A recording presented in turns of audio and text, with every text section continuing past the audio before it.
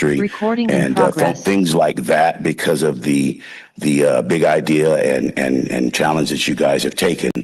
First year was good. Second year, I had some exotic cars. I had a Mater in my parking lot. If you've ever seen cars, Mater, it was the real Mater, like that, rusted and everything. People were taking pictures. I had two Ferraris, Lamborghini. They wouldn't let me have it, but they parked it in my parking lot. So what I'm saying is this year it was even bigger. I had people parking.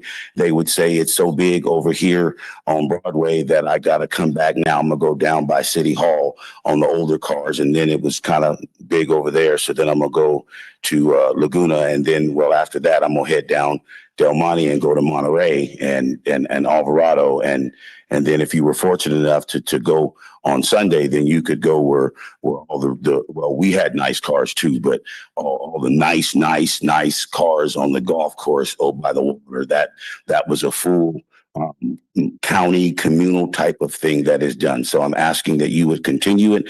And in the future, maybe us other future nonprofit entities can help the city continue to raise funds and make our city a great impact in California. Thank you.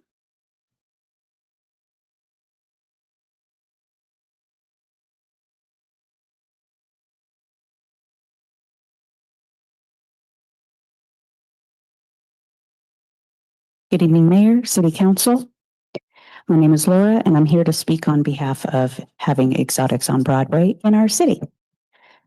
Imagine growing up in a city where people say you don't deserve the best, where events are taken away, opportunities are pushed somewhere else, and your community is told to settle for less. That's what my reality was growing up in Seaside. I was raised by a single mother. We didn't have a car. We couldn't even afford bus money, so we walked everywhere, the grocery store, Monty Mart, the laundromat, and even the beach. And yet with every step I dreamed about what it would be like one day to own a car. That's why Exotics on Broadway is so meaningful to me. It gives kids who may grow up like me a chance to dream about not just owning a car one day, something bigger, something extraordinary, like a luxury car. This event shows what's possible and inspires people of all ages. What's remarkable is how highly anticipated this event has become. People travel for hours, even from up north, just to come here. And with the sheer volume of visitors who attend, we've seen no fighting, no vandalism, no shootings. Instead, we witness joy, excitement, and community pride. So when I hear comments online suggesting the event should be canceled or moved away from Seaside to Marina, I am honestly perplexed. Why is it that people are always so quick to want to take away something from Seaside? We should be celebrating what we have here, not pushing it out. Seaside is fortunate to host 7 car events. Not everyone in our community can afford tickets to Pebble Beach or Bayonet Black Horse. Those can cost hundreds of dollars. What makes Exotics special is it's accessible. It's free to attend, or at most $30 a ticket, something families here can afford. This event isn't about cars. It's about giving our community, especially our youth, the opportunity to dream big. And I believe Seaside deserves to continue being the proud home of Exotics on Broadway. Because if Pebble Beach shows the world luxury, then Seaside shows the world possibility. And possibility is something we should never take away.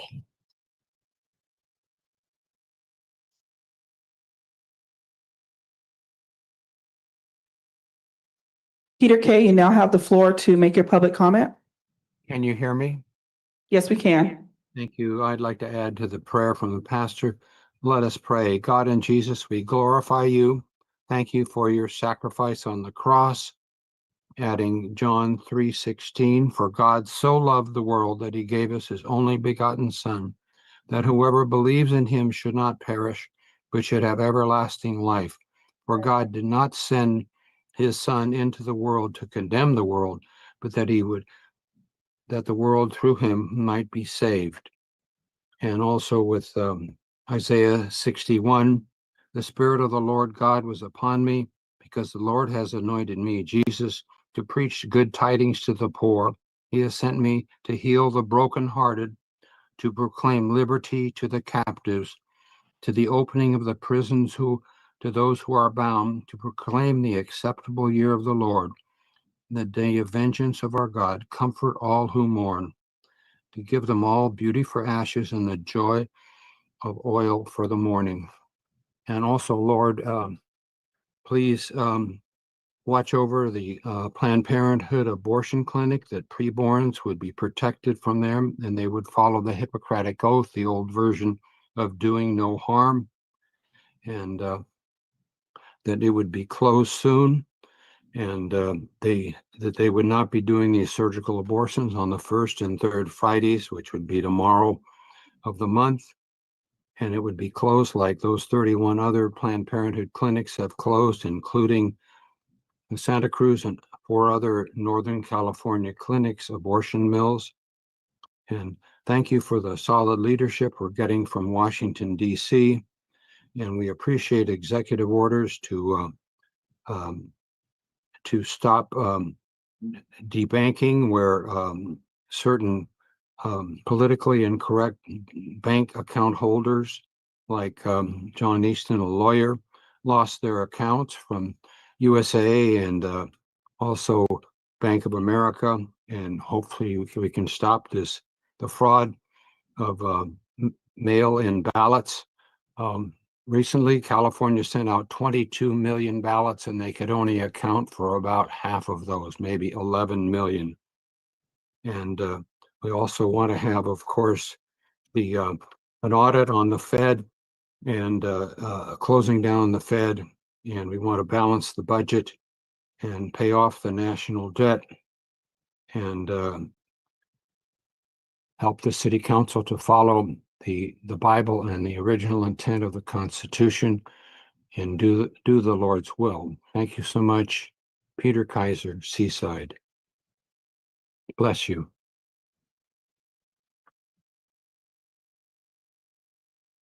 The caller ending in 9902, you now have the floor to make your public comment. Good afternoon. My name is Nina Beatty. I'm a former resident of Seaside. The Army plans to conduct a burn this year on the Bureau of Land Management land at Fort Ord in Area B, Unit A. An update was just published to the fortordcleanup.com website. Comments are due September 8th.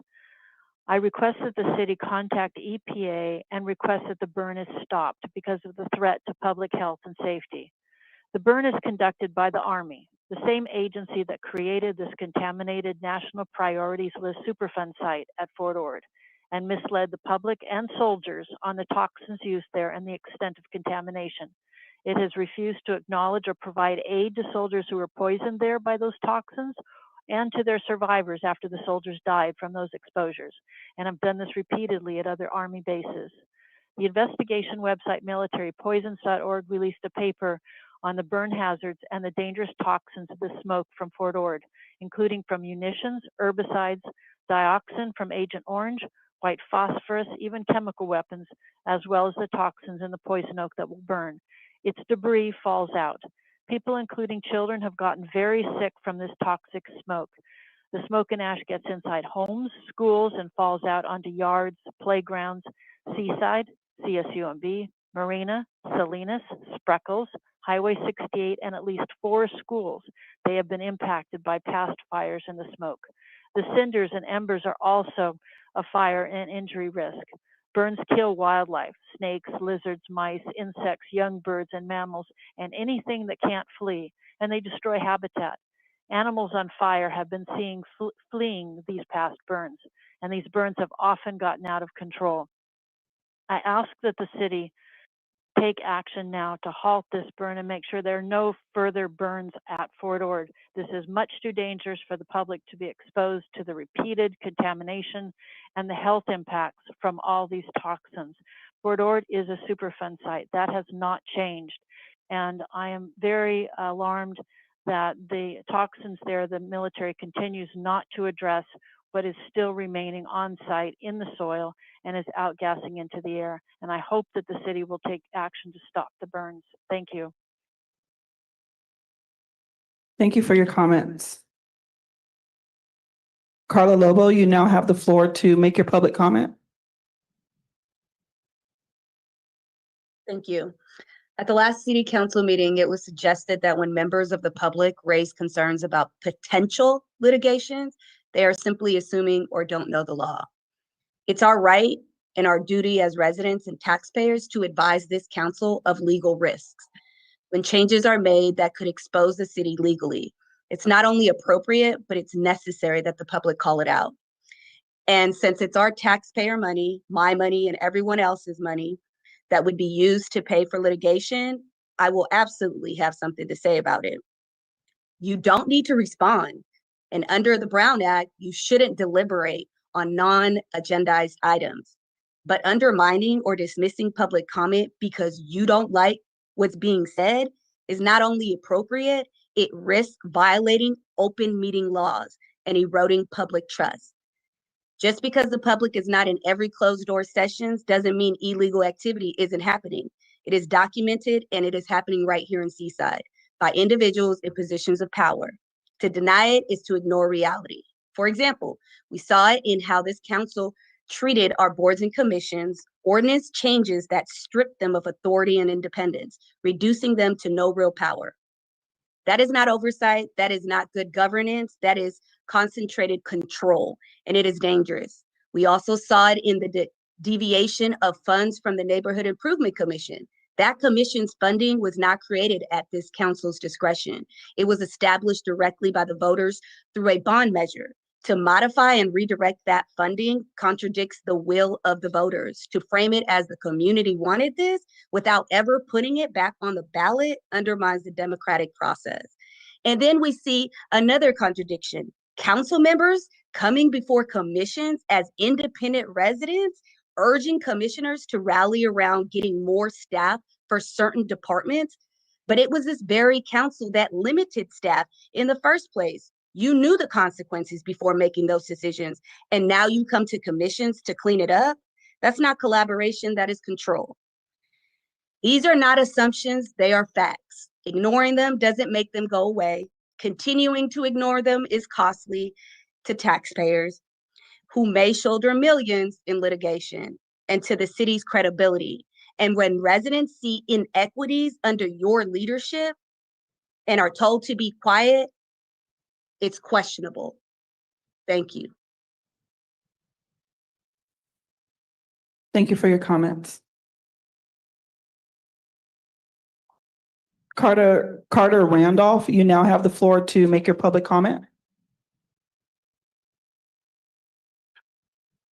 Hi, Carter Randolph, and I just wanted to share my perspective on the Exotics on Broadway event as part of Monterey Car Week.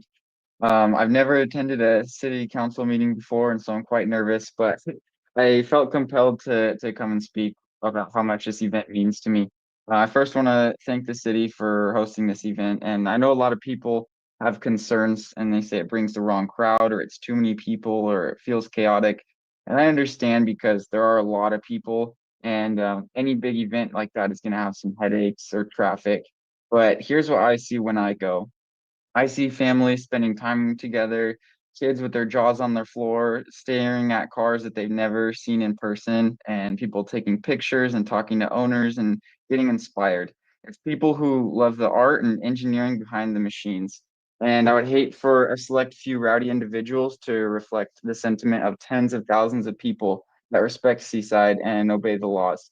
And I think that's important because not everyone can afford to get into Pebble Beach or the ticketed shows that are extremely expensive. This is the main event during Monterey Car Week that's free and it's open and accessible. And so it gives everyday people the chance to actually be a part of the magic.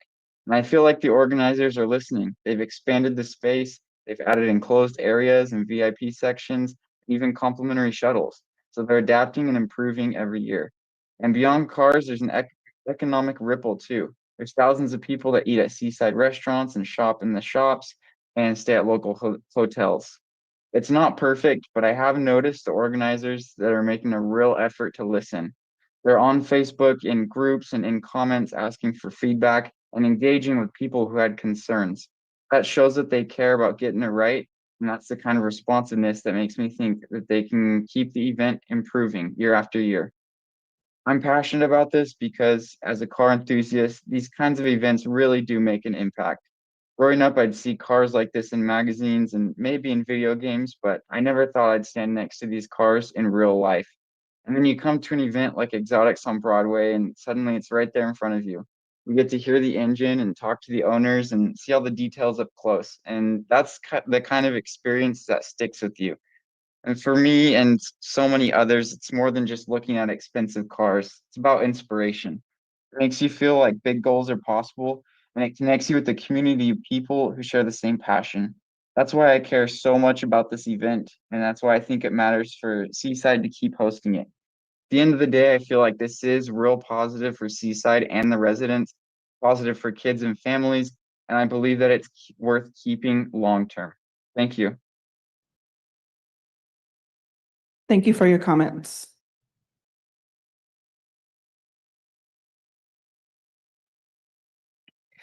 Hi, Linda Cunningham, member of the Seaside Homeless Committee, speaking as a private citizen. I didn't go to Exotics on Broadway, but I like it. I'm old now. Too many people. It's too loud. We found parking the year we went. I also think the Le Mans is also grown. It needs more space, more cars, more parking, really. But I hope that can be expanded in a way that's good for the city. Clearly, there is a demand for something to happen in the evening. These people want to look at these exotic cars more. Bless you. I believe that there is a way. I've got my own ideas underway. I will bring a list when I got my act together on that. Just some ideas. There is a demand for something to happen after dark. It's not just all what I considered when I first got here, a bunch of old people who just wanted to look at old cars. It's changed. It's a different thing now. Oh, well, I'm remembering, I came here in '94. I have no memory of the military being at the base. It has been a ghost town the entire time I've lived here. I know a lot of people have a lot of history with the base. I just want people to remember, anyone under 30 has no memory of that base being anything but a ghost town. I'm not saying get rid of the history. I'm just saying we just have to remember it's 2025. The base has been closed a long time. People don't remember it, don't remember all those people. It's just different now. I think the seaside seahorse at the top of Broadway is very pretty. It looks very nice. I don't think I complimented the city when that arrived. It is very hard to read the word seaside because the base is dark gray and the lettering's dark blue. Can we paint it to look like a sand dune or an underwater ocean or a cloud or something so you can actually see the letters of Seaside? Maybe I was tired, but I really was very hard to read Seaside on that dark paint. I think this seahorse fountain here, it's just looking a little dated. The plants are tired. Take out the grass, get rid of the grass, make it match the islands that are so pretty. And Fremont, go native, work with FOSBA, get low water, no water use, no mowing. Hey, there's grass that runs along the north side of the parking lot. Again, that's more water, more mowing. Let's go native. Let's show people that you can go low, no water use, and it can still be beautiful. Butterfly garden. It just would be really pretty, and it would look, and the plants right in front of the seaside sign, again, they're old and tired. Just take them out, let it be grass. It needs a little spruce up. Oh, and when you're looking at the dome, it looks like it's got like a little green tinge to it. I don't know if that's dangerous for the roof. I don't know if the roof needs hosed off, but we need to preserve the dome, and I just don't know anything about the lichen or whatever's growing up there, if it's dangerous, but it also might look pretty if it was cleaned off and very pretty white. Maybe it could also have a mural on it. Thank you guys very much. And everybody did such a great job over the weekend. Thank you. Members of the public in the chamber, please approach the podium. Members of the public on Zoom, please use the raise your hand feature or dial *9 if you're calling from a phone. Mayor, no other members of the public have come forward to make public comment. Thank you so much. Public comment is closed. Mr. City Manager, any issues, questions or concerns you can answer at this time? Yeah, thank you, Mayor. Just a few to comment on. First, the traffic issues on Monterey Road. Staff will take a look at Monterey Road. I saw our Public Works Director taking notes during that comment. The second piece is, staff is currently collecting data, feedback from local businesses, and identifying opportunities for continuous improvement for all of Car Week events, not just Exotics on Broadway. Staff will be presenting an after-action report to the City Council on September 18th. Thank you. City Attorney, did you have anything? Yes, thank you. There was a commenter who suggested that the funding for the Neighborhood Improvement Commission came from a bond measure. That is just simply incorrect. Those monies are city monies that are allocated on an annual basis.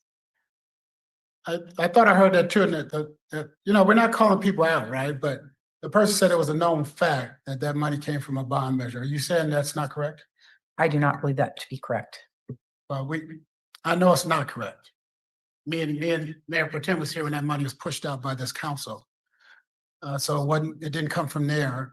But residents can, that's their tax dollars, so they can comment on what we do with it. But to state as a factual matter where these monies come from, I just think we had to be careful of that, especially if it's not a fact and it's easily demonstrated it's not a fact. And then someone also mentioned about some stuff going on in closed session, that there was some violation of the Brown Act. And when people say that, as mayor, I get concerned. And either it's going to be true or I'm going to push back, because you're calling this council and those people violating it, you're suggesting criminal activity. And so that's just not going to pass by me. So it was said that violations from closed session was going on. Do you know of any violations for closed session? Thank you for that question. No. And so I would say if there is any proof to that, you should come down to City Hall and talk to the city manager or talk to the city attorney, and then it can be straightened out. But as representatives of this city, the five of us, I think we do a pretty good job of making sure we don't do that. And if a person does know what's going on in closed session besides the ones that are in there, I would like to know who's telling me that. I would like to know that. Okay, so thank you. And I just want to go to the gentleman's point about Monterey Road. Our new city manager is here, and I know he's working on that. And I know that's a concern of Monterey Road and exit. But that exit to Highway 1 is a Caltrans. That's controlled by the state. So to alleviate that traffic, we've been working for years how to add a lane to Monterey, but it still has to turn on to Caltrans on-ramp, and that's the issue. And so it's bigger than us. And so when you say what has the council done over 20, 25 years, it's trying to make sure Caltrans spend money on the peninsula to fix that on and off ramp. But that goes into their on and off ramp, so they have to say about that and the cost to fix that. But we will continue to look at that and try to abate it as much as possible. But it's not just up to us, and it's not just about the money that Seaside has. It's controlled by the state. And so I thank the gentleman for that. All right, thank you so much. We go over to item number 6, which is public agency communications. Sir.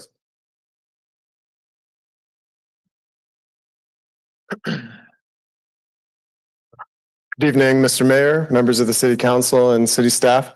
It's the first time I'm doing this, not in the public comment section, so it's kind of new to me. I'm here to share some updates from the Monterey Peninsula Airport District Board that I think will be interesting to you as well as your residents.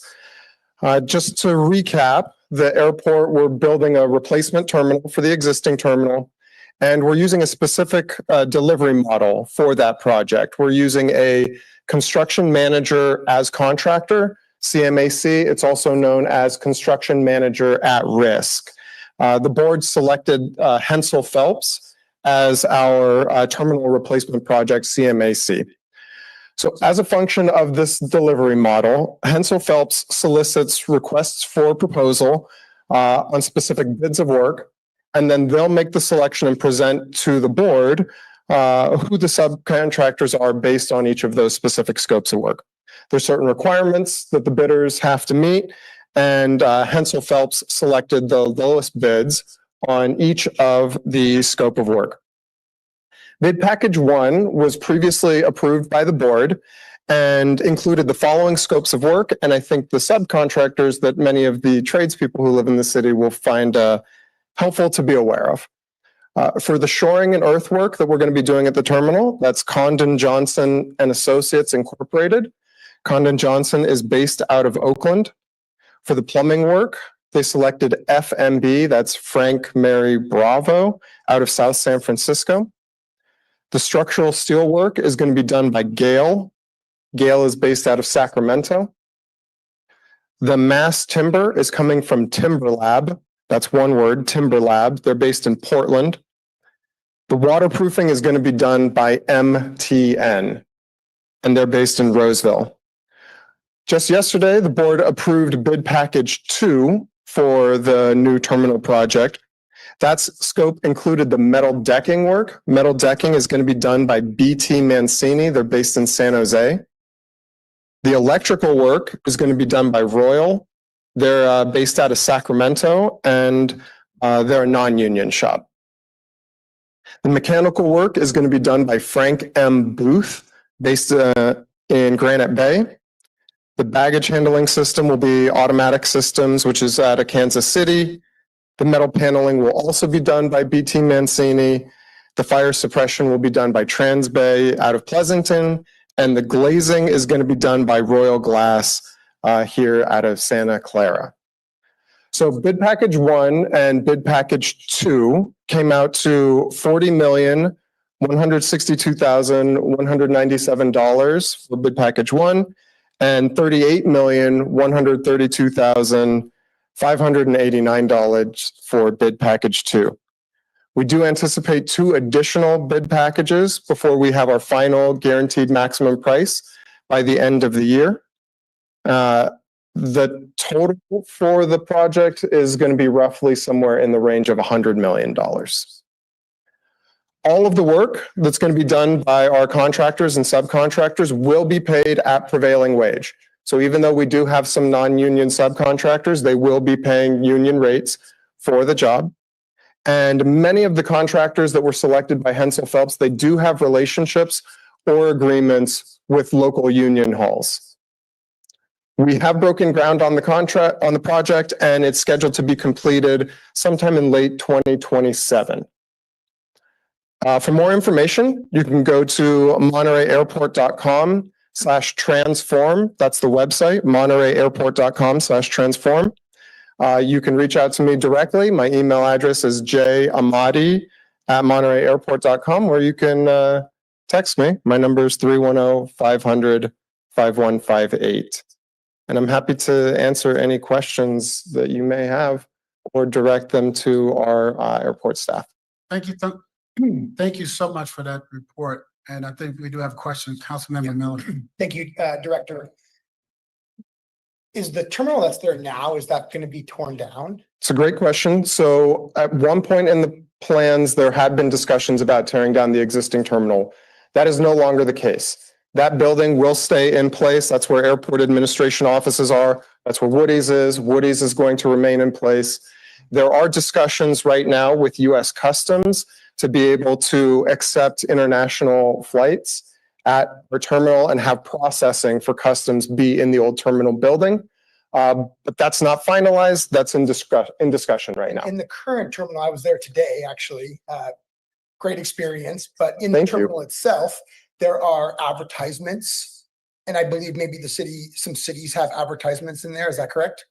I'm actually not sure exactly who all is advertising in the airport. Will there be advertising opportunities in the new terminal? Yes, there will be. There will be. Yes. And if the city of Seaside is interested, they should be reaching out to Chris Morello, the executive director of the airport. Well, I was just wondering if there's anywhere we can show our rich history in the new terminal. Thank you. Of course. Thank you. Anyone else? Thank you so much. Thank you. Have a wonderful evening. You too. There's no other public agencies. We'll go to item A, Seaside City News broadcast.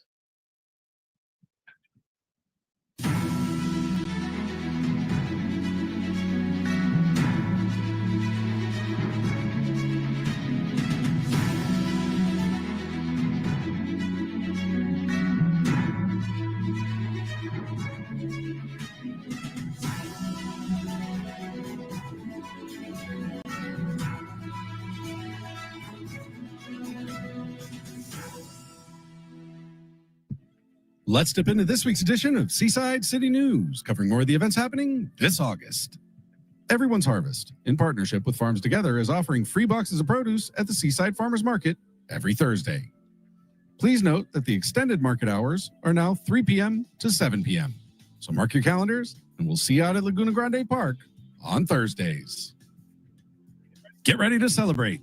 The Seaside Library is turning 50, and everyone's invited to the birthday party. Join us Saturday, September 6th at 1 p.m. for a fun-filled afternoon honoring 5 decades of books, learning, and community. Come out and be part of the celebration because the golden anniversary only happens once in a lifetime. Join FOSPA on Saturday, August 23rd at Havana Solis Park and on the 30th at Mescal Neal Park for a day of service and outdoor fun. For more information, including future workdays and locations, visit friendsofseasideparks.org. Experience the magic of El Piano de Mexico, Arturo Aquino, live in Seaside. Join us Saturday, August 23rd from 7 to 9 at the Palenque Arts Center for an unforgettable night of music. Tickets are just $30 and available now on Eventbrite. Don't miss this special night with one of Mexico's most captivating artists. The City of Seaside is excited to announce 2 nominations in the weekly's Best of Monterey County Readers Poll. The Oldemeyer Center is nominated for Best Hangout for Seniors, a welcoming space for connection, activities, and community. And Blues in the Park is up for Best Venue for Blues, bringing soul, rhythm, and summertime energy to Seaside every year. Show your Seaside pride. Vote today at MontereyCountyNow.com/best of. Mark your calendars. Friday, August 29th from 4 to 8 p.m., Hot Cars and Cool Nights takes over Broadway Avenue in Seaside. This month's theme spotlights American muscle cars. There will be live music, raffles, awards, and a stunning lineup of classics. Admission is free, and show car entries are just $10. Presented by Gold Coast Rods and co-sponsored by the City of Seaside, don't miss this summer tradition. Celebrate Labor Day in Seaside with music under the sun. Monterey County Pops is marking its 40th anniversary with a free concert at Seaside City Hall. Join us Monday, September 1st with a pre-show at 1 p.m. and the orchestra performance at 2. Bring your chairs, bring your friends, and enjoy a holiday filled with music and community only in Seaside. Mark your calendars for the 18th annual Seaside Artist Tour happening Saturday and Sunday, September 6th and 7th from 11 a.m. to 5. Explore the work of talented local artists at studios and homes across Seaside. The Seaside Artists Association presents this free self-guided tour endorsed by the City of Seaside. Don't miss this vibrant celebration of local creativity. We appreciate you tuning in to Seaside City News, where we work to include, innovate, and inspire. We'll be back with more exciting events to share with you this September. Until then, be safe, live fully, and enjoy all our city has to offer. Thank you, Seaside.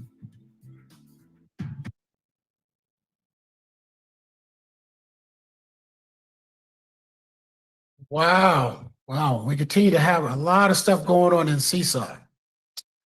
A lot of stuff continues to go on in Seaside. Next, we'll go to item number 7, presentation 7A, a proclamation posthumously honoring U.S. Army Staff Sergeant Robert Scott Johnson.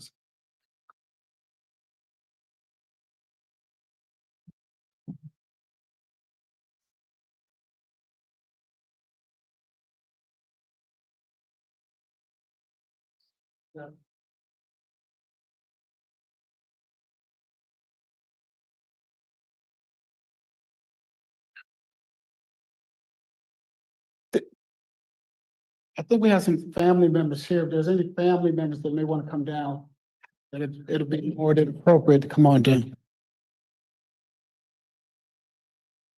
Okay. Yeah, yeah.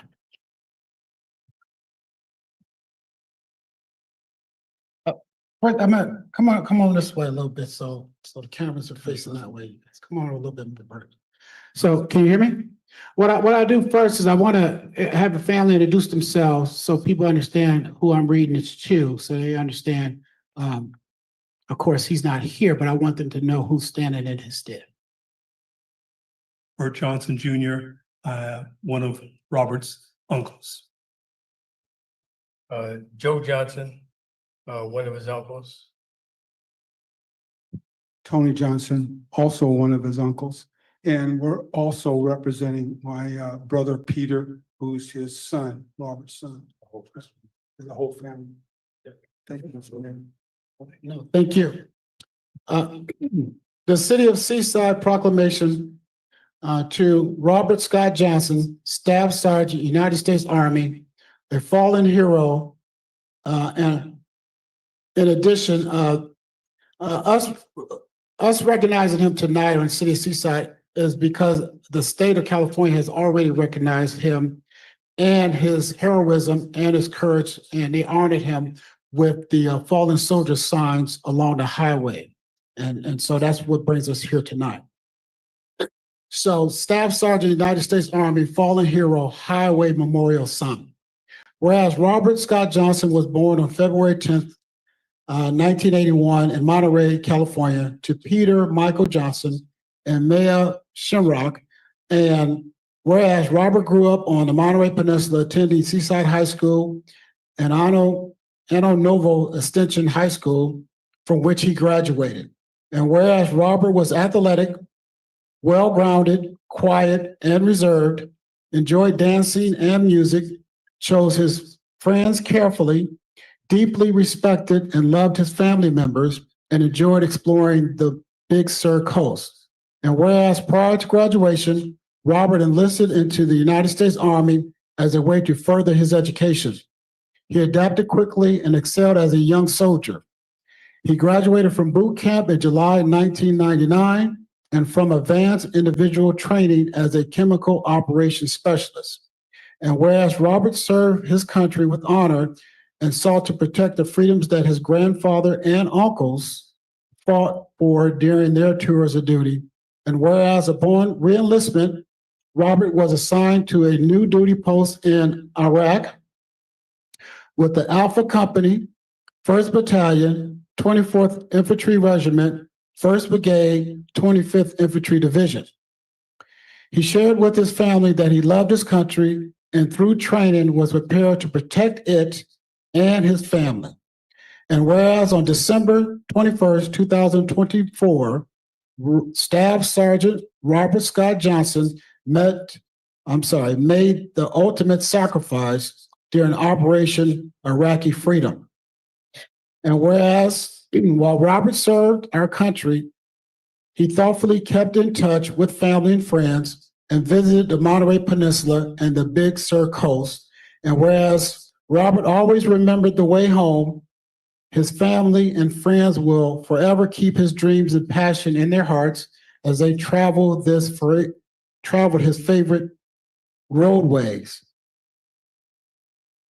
Whereas for decades to come, when relatives, friends, and travelers drives this section with the state highway memorial signs honoring Staff Sergeant Robert Scott Johnson and standing as guardians over Seaside, the deep meaning of his service and sacrifice will be forever remembered.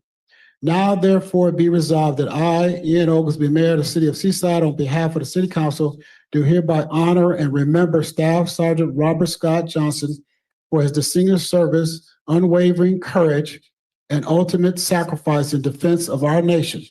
Let this be a proclamation served as a lasting tribute to his memory and a symbol of our community eternal gratitude. May the highway memorial sign stand not only as a marker, but as a solemn reminder to all who pass the coast. All who pass on the cost of freedom, an enduring legacy of a true hometown hero. This day signed Ian Oglesby, Mayor of the City of Seaside.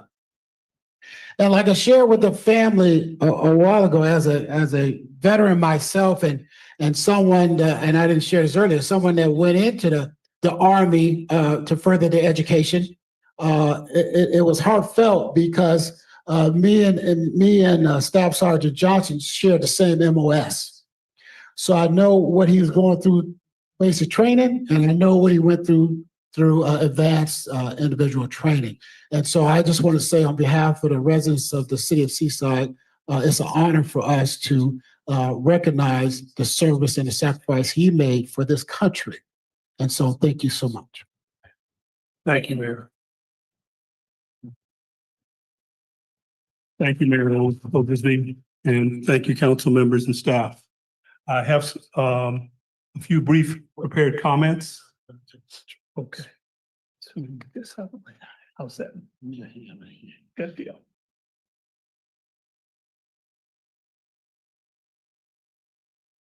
Okay. Yeah, no, that's fine.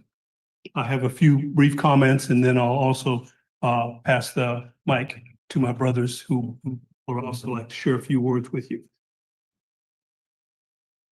We are a Seaside family with roots dating back to the early 1960s. During that time, Seaside and Fort Ord were joined as a community through military service, schools, social gatherings, and community initiatives. Robert was born here, and like several of his relatives, my brothers and I, and one more, are veterans. He was a product of Seaside with a commitment to serve his country. The State Highway Memorial sign placements will remind us of the way home for Robert and his love for our family and friends. They also represent a soldier who honored his oath to his country, his dedication to military service, and sacrifice. The sacrifice of tomorrows. It is sometimes said that we die twice. The first time when we take our last breath, the second time when our name is spoken for the last time. These signs will help for his name to be seen and heard and mentioned for decades to come. I intentionally ask that we forever remember our country's fallen heroes, where they sacrificed all of their tomorrows so that we may have our freedoms. Thank you for keeping Robert's memory. I defer to the oldest for. Mr. Mayor and city council members and the city of Seaside, the Johnson family appreciates your proclamation presentation and remembering him.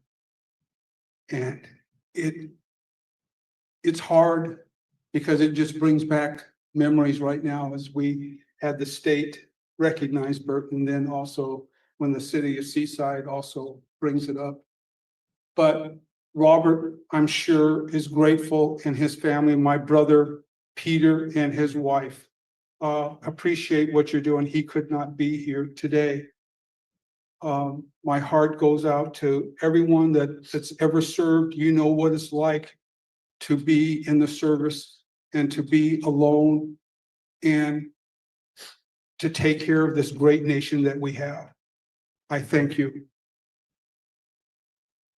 First of all, I want to thank God, and I do appreciate the city of Seaside and the history that we have here.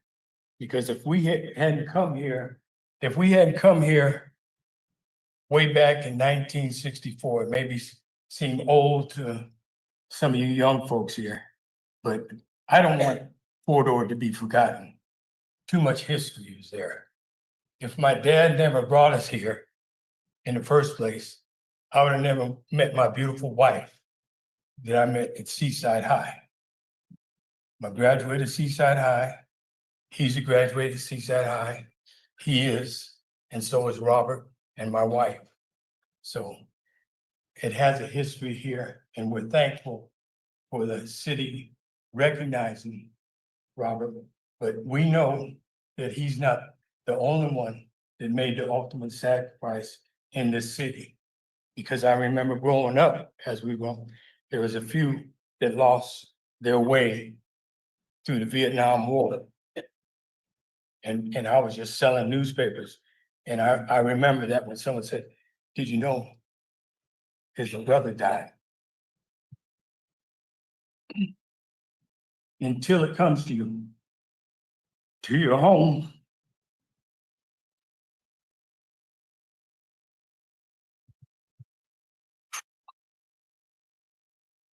I appreciate it, but I'm thankful for Seaside because when we got the message about Robert, they sent an escort to pick up his body.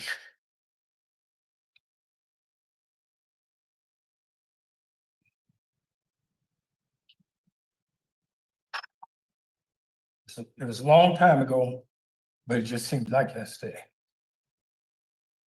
So we stand here on shoulders of those in the past.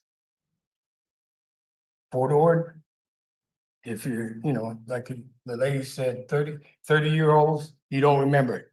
And I talk to them all the time. I have a grandson younger than that. They don't know it, but I teach them. That's what we do. Sometimes we forget. That's why we leave the youths behind. We think they don't care. They want to know our history. So let them know about Seaside. And I don't mean to get up here and start preaching and get carried away, but I appreciate all Seaside has done for our family and the families that are here. And they're doing a good job. Because just another point, it wasn't too long ago when people looked down on Seaside. Oh, you from Seaside, you live in Seaside. Wow, okay, we do, we struggling. There's 9 of us, 9 kids, 6 of us, boys in 1 bedroom, 3 in another, girls, and then mom and dad. But we're not the only family that was doing that. There's a lot, and there's some of them that had more than us. But something about that love and that connection you with people in Seaside that you grew up with that had your same struggles that you had. So I'd like to thank the council for all you're doing in Seaside alone, especially to the mayor. I know his wife, Rita. I grew up with her, with the family. It's a small world. You can't do anything, like they said. You can't do anything here without somebody knowing you. You drop the name. Oh, did you know? All you gotta do is go sideways a little bit. And they go, oh yeah, don't mess with them. Don't, So I appreciate it. And like I said, I didn't mean to get all emotional, but that's just me. And that's who I am. So thank you and God bless. Thank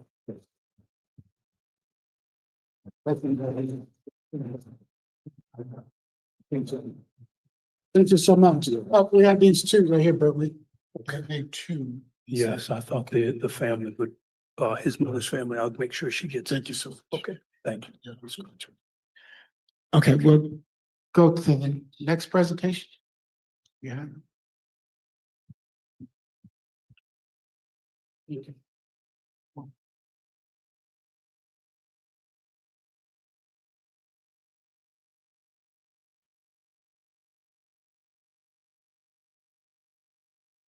Do we have a representative from Jacob's Heart present? She's here. Come on down here. Thank you so much.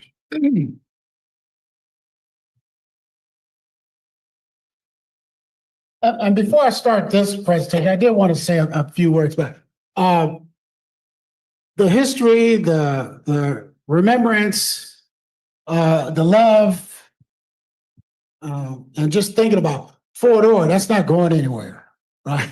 It's a lot of young people that don't remember it being open, but it's a lot of older people remember it being alive and doing well. And so, what we're trying to do as a council is grow it back to what it was something that was alive and vibrant. But you can never forget what it was, because it wasn't just a place, it was people. And those people are still alive, they're still around the world.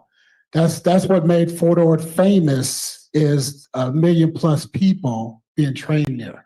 And that was just World War II, right? So it's many more after that. So it's people around the world remembering coming to Fort Ord, and the good times and the bad times. So Seaside will never forget what Fort Ord is, because Fort Ord is Seaside, Seaside is Fort Ord. And you may hear me say the former Fort Ord, but that don't mean you don't know your history and you don't remember your history. All right. So I'm sorry about that. Thank you so much. All right. City of Seaside proclamation honoring Jacob's Heart's Children's Cancer Support Services and declaring September 2025 as Children's Cancer Awareness Month in the city of Seaside. Whereas the character of our community is revealed in how we treat our most vulnerable. And whereas each year, 19.2 in every 100,000 children in our communities will be diagnosed with cancer. And whereas cancer remains the leading cause of death by disease among children, more than asthma, diabetes, cystic fibrosis, congenital amenities, and AIDS combined. Whereas Jacob Hart has been keeping medically fragile children and families housed, fed, and emotionally supported by steadfast adhering to the following commitments. 1, parents of children with cancer and other seriously illness will be relieved of financial fear and able to focus attention on their children. 2, no child undergoing intensive treatment in our community will be homeless. Wow. Right. Wow. Families of seriously ill children will not experience food insecurity during and after a pandemic. And 4, no child seriously ill in our community will ever miss a medical appointment because of lack of transportation. Yeah.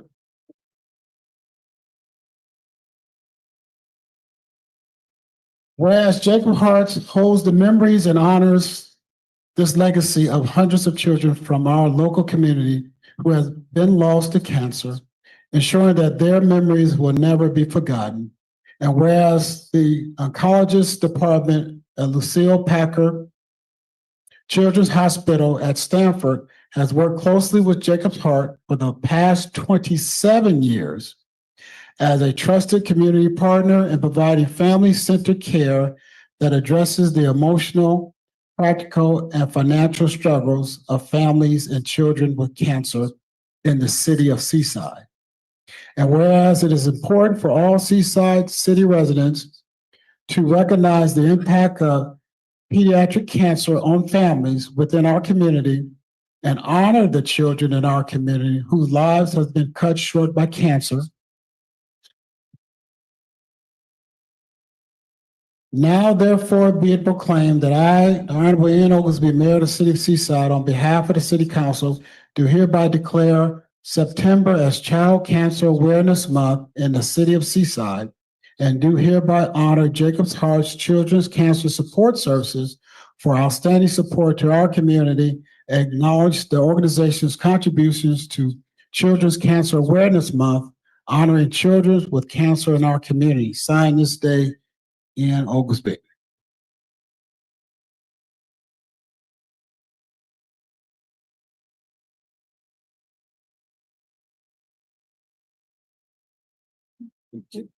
Want to say a few words? I have a couple of Oh, things there written you down. My name is Catherine Vakili. So on behalf of Jacobs Heart and the families that we serve, I want to thank the Seaside community and the City Council for recognizing Childhood Cancer Awareness Month.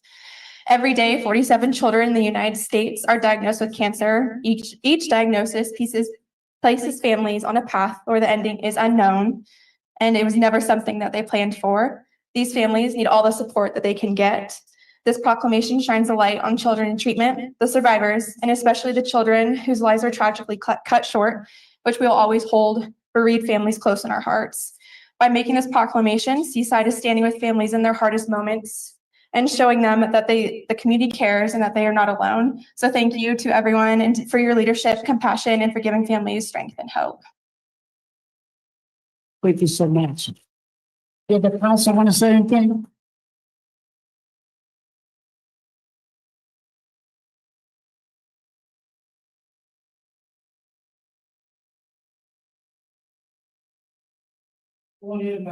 I want to thank the city council for always supporting these type of endeavors and supporting these type of organizations, and just reading about Jacobs Heart is just what they do is so wonderful, because I think we all know and has experienced cancer in our families, and we know how hard it is when it's an adult, but when it's a child, I mean, what do you do? And so if there's organizations like that that's actually out there helping families in this community, I just say we appreciate you so much and thank you. You're changing lives. Thank you so much. We will go on next to the consent agenda.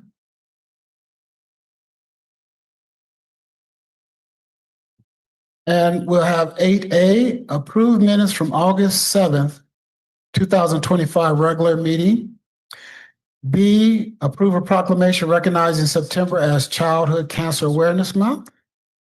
Just did that, so I may be late for that. I have to look at that next time. Cart for the horse.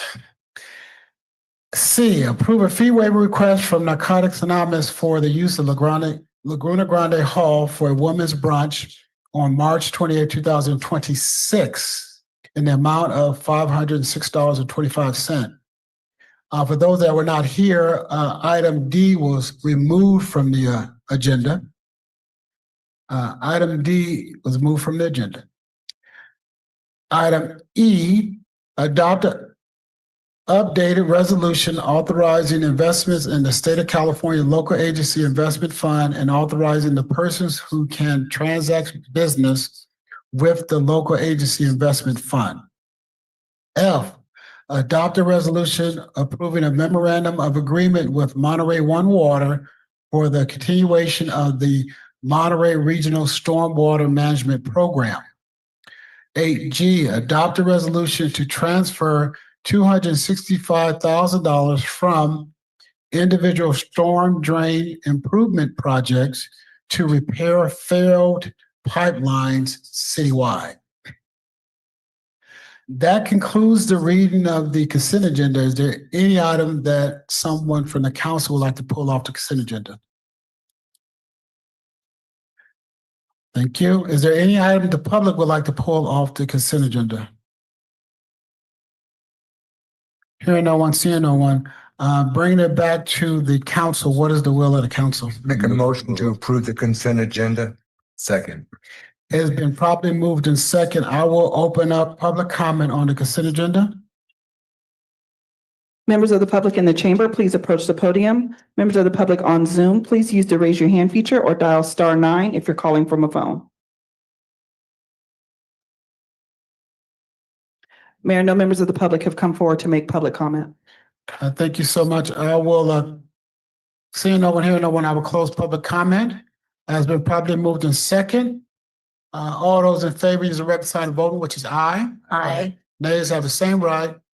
Abstentions, hearing none, motion carried unanimously. Next, we'll go to a public hearing. Item number 9A, adopt a resolution approving the application to name the basketball court at Lincoln Cunningham Park after E.J. Rollins and the placement of a commemorative plaque on a bench next to the basketball court in honor of Earl Rowland.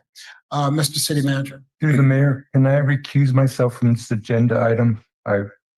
Thank you. Do you? It'd be better for the record if you have a reason. Yeah, I knew both of them very well and I worked with them and I didn't want my opinion to be biased at all. Thank you. Yes, sir. Thank you so much. Mr. City Manager. Yeah, thank you, Mayor. This item will be presented by Dan Mewis, the Assistant City Manager.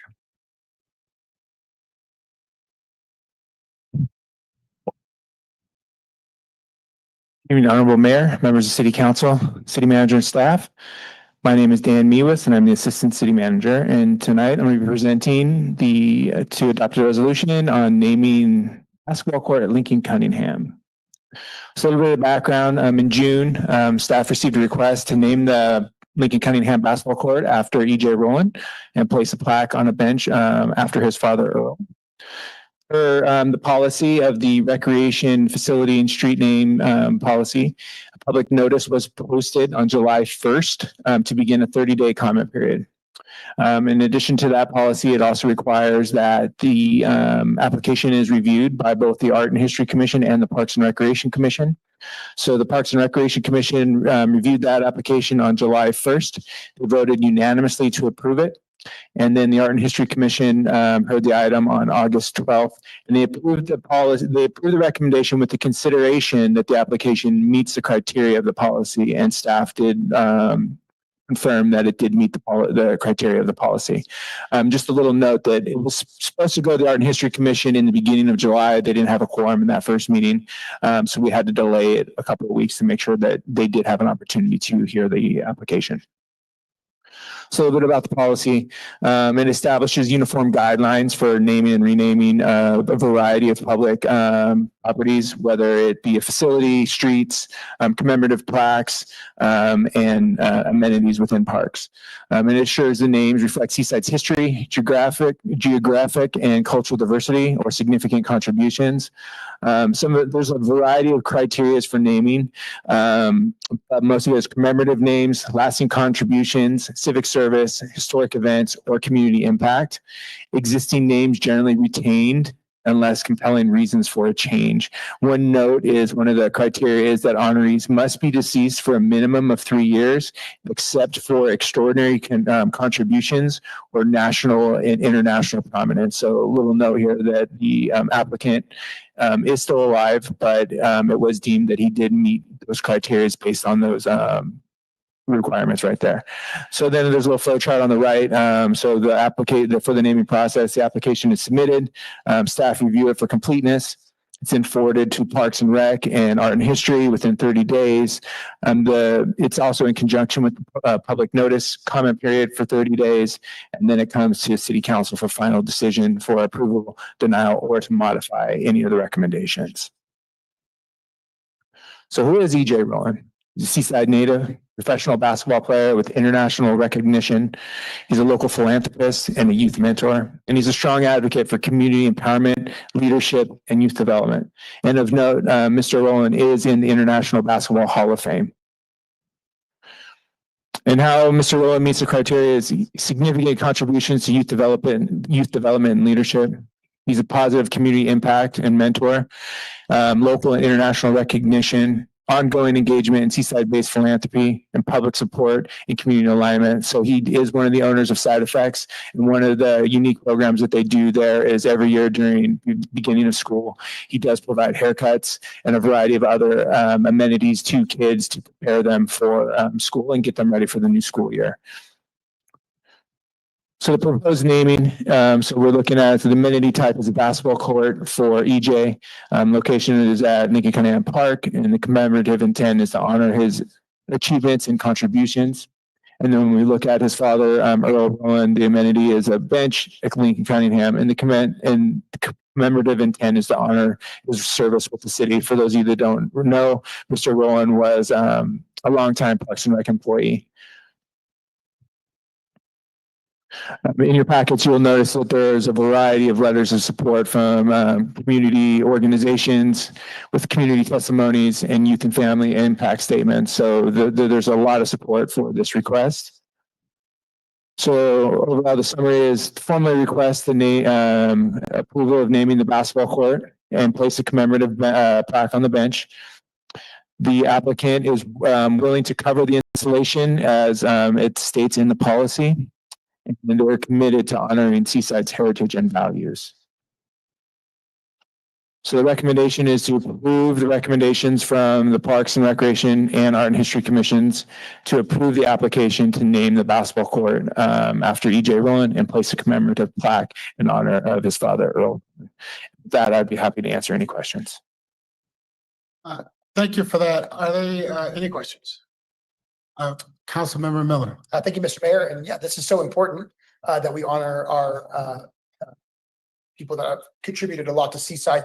What I'm wondering is, because we have two with the same last name and a father, I was wondering if the staff thought of, or other commissions thought of, just making the whole area the Rowland court instead of breaking it out into two names. I'm not saying that's a good idea. I'm just saying, I'm wondering if the staff thought about making, instead of having a bench for one and the court for the other, just making the whole area after both of them. Took in the application on what the request was, so we didn't want to make any changes because that wasn't how it came into us. So this I'm sure the applicant could be open to it, but we went basically on what the actual request was. So this was their kind of their desire, and then we followed up with our commissions, and the commissions felt comfortable with this is the plan that we want to go with. Correct. Okay, thank you. Okay. Yeah, that's, did anyone else? Anyone else? Could, well, I'll talk about that later. Let's take it. Did you have anything else? Oh, no, I'm sorry. I did have one question. You talked about providing haircuts, but is that free or that's for charge or?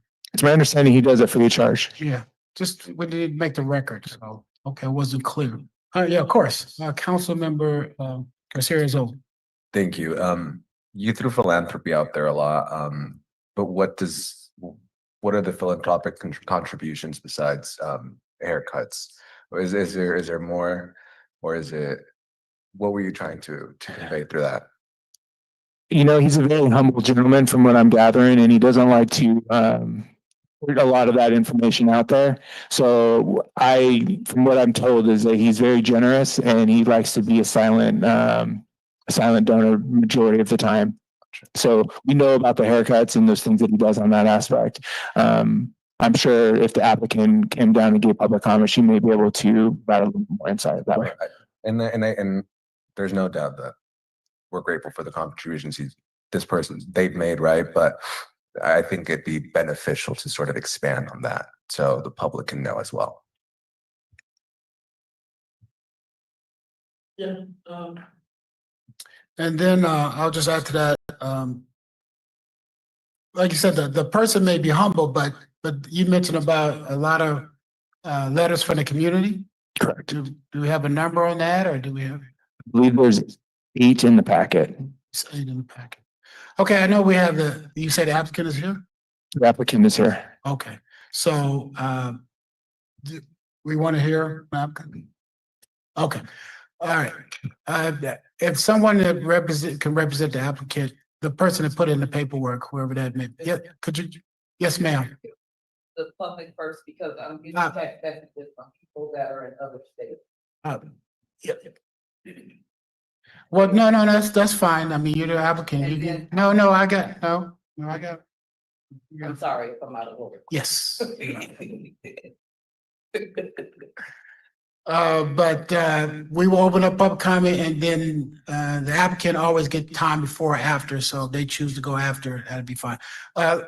City Clerk will open up public comment, and I think we have some people here, but maybe if there's people online, we can get them first. However, public comment is open. Members of the public in the chamber, please approach the podium. Members of the public on Zoom, please use the raise your hand feature or dial *9 if you're calling from a phone.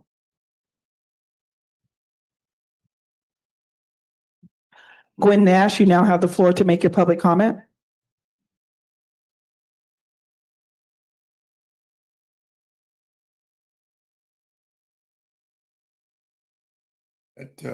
EJ helped our children while he was away. He was always sending money when they had a project he had to take care of. And he was always coming around and letting them know what to do, how to play that basketball. He really could, he was real good at that. We know he went to St. Mary in Oakland, and I think he's back over there, but he's a very good guy. And also his father, he was really a sound guy, and he wanted to help the children out, and he did that too. Also, his father was also in that. And I'm really agree with this project. Thank you. Thank you for your comments.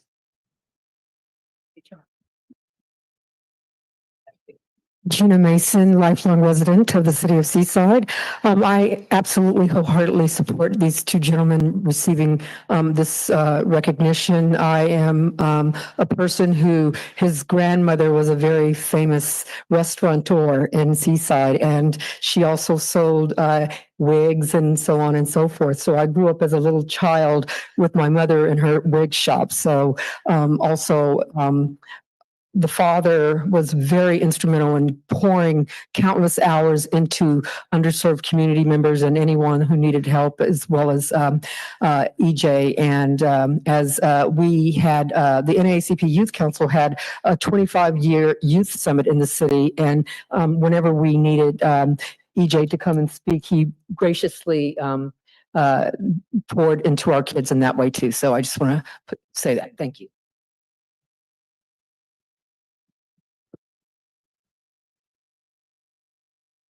Hello, my name is Deetra Edwards, and my son and EJ both, my son is George Pincham, and he owns Side Effects.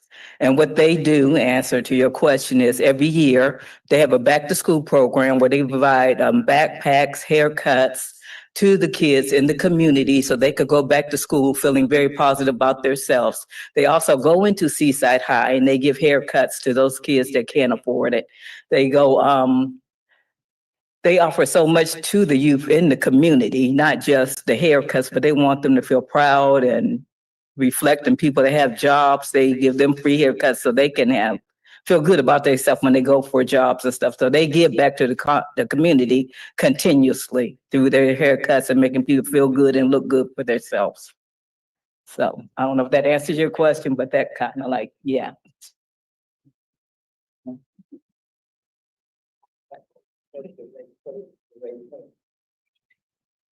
Imari Skylark, you now have the floor to make your public comment. Hi, good evening. My name is Imari Skylark. I am a Seaside native and I am currently attending Howard University. But as a former basketball player, I would just like to thank EJ and Big Earl for always ensuring I had the gear that I needed to play the game through. My goddad, Q, congratulations on being considered for this honor. That's all. Thank you. Thank you for your comments. Marion, you now have the floor to make your public comment. Yes, I would just like to say EJ came from out of Greater Victory Temple Church of God in Christ. I remember him being in our youth department. He was a young man and he played the trumpet. Anything we asked EJ to do, he did. And all of the young children looked up to him. He was very calm, he was very unassuming, and he was always very helpful. And I worked close with him because me and his mother went to school together. So he is a great product out of Seaside. And I just believe that we should honor them that go out into the world, but they never forget where they came from. EJ never forgot. He came back, he blesses his friends, he tries to get people where they need to be. EJ does a wonderful job in this community. So did his father. His father worked for the city of Seaside, and he did the same thing. He's the one that showed him how to do it. That has been a wonderful family of upstanding character in this community, and I believe he is worth more than double the honor. Thank you. Thank you for your comments. Come on. Council, I'm going to try to be brief, but the two guys right there, the guy back standing back there, they're younger than me, but they were at Seaside High. My mom, the whole little big EJ, Bobby, Chris, I'm missing a name. Help me. Orlando. So Blade Runners. I'm sorry.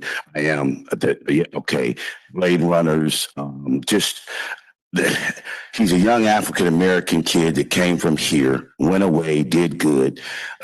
Kids aspire to do what he did. Hall of Fame in the basketball league. I mean, it just says do it. I don't understand why we're having all this conversation. I know his mom is here. Big Earl, his dad. That was back in the time when really there was nothing but going on. Keep it real, but I'm sorry.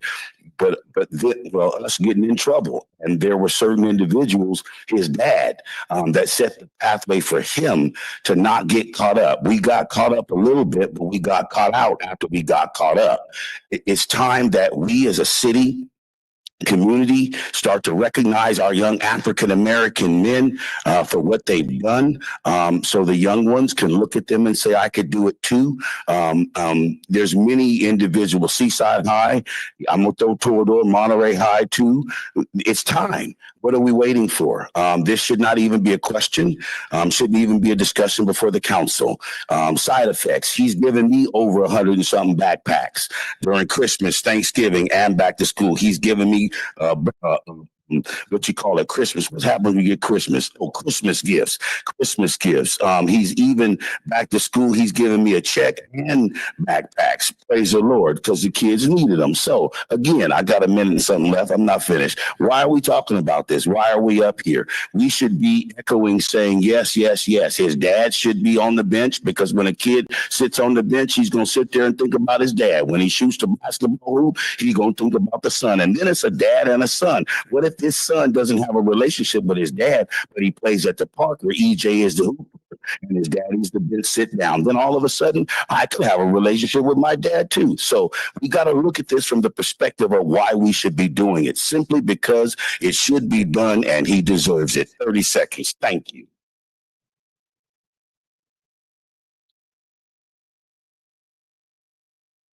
It's an honor to be in your presence, Mayor and Council. I want to start off by saying that I am a byproduct of Earl Rowland. He is someone that planted in me, and he's someone that watered, and he continuously poured into me even as I got older. And not only that, is his son is someone that I'm close with. They deserve this, not only because of what they've done for the city and their contributions, but the impact that he has made on many lives, not only his father, but EJ as well. If we're talking about contributions, there's times where he has come into King Middle School, and I worked there, and talked to the kids. There's times at Seaside Middle already that he's come down and walked the hallways and took the time to talk to the kids. He's donated jerseys for me to take kids from Seaside that didn't play travel ball to be able to go out of town to play. He's donated apparel so kids have something to wear to be proud of, and they know that the name GER is attached to Seaside, which is global now. So students have and citizens have the ability to have pride in that. But for the most part, it's the legacy that Earl has left and EJ is leaving. He has his beautiful wife and mother who's here. It's always about four, no more. There's four of them, but guess what? They took me into their home and poured into me. Earl supported my mom when I needed a father figure, rides, checking on me when I'm walking down the street. Where are you going? What are you doing? How are you progressing in life?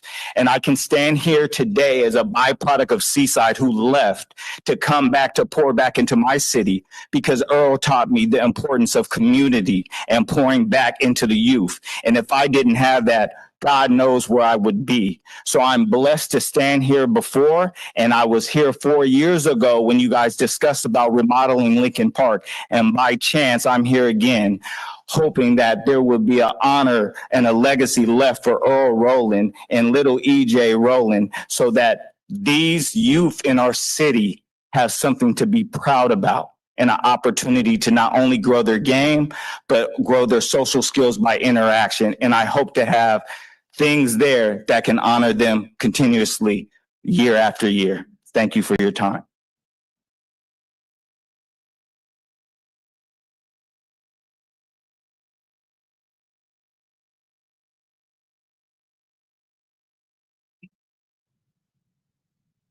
Hello, my name is Nairi Davis. I don't really have any notes prepared, so I'm just going to speak from my heart. I considered Big Earl Rowland one of my best friends. I feel very weepy about it, but he was a mentor and coach and a second father to my son since he was 4 years old.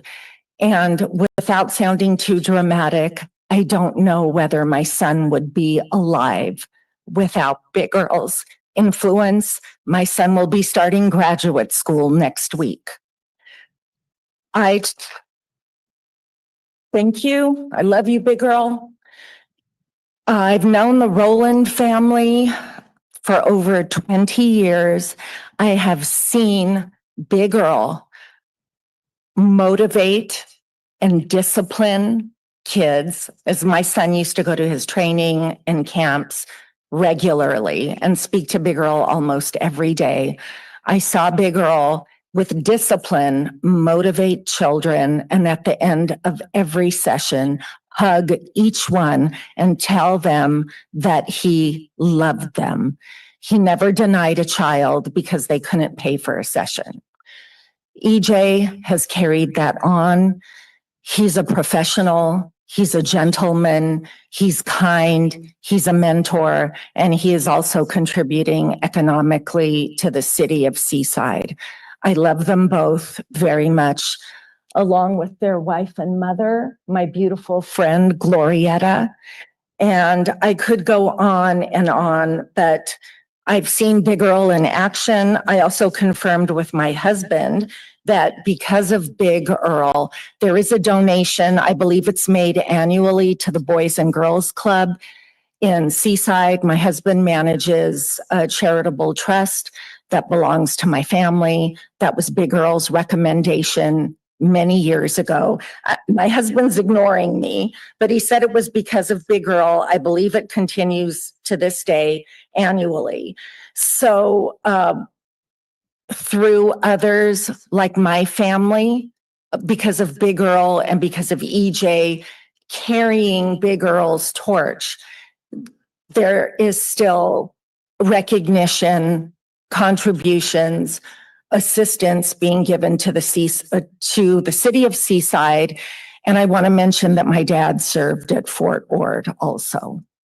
So thank you very much for giving me this time and giving me the opportunity to honor one of my best friends who I miss very much to this day. Thank you.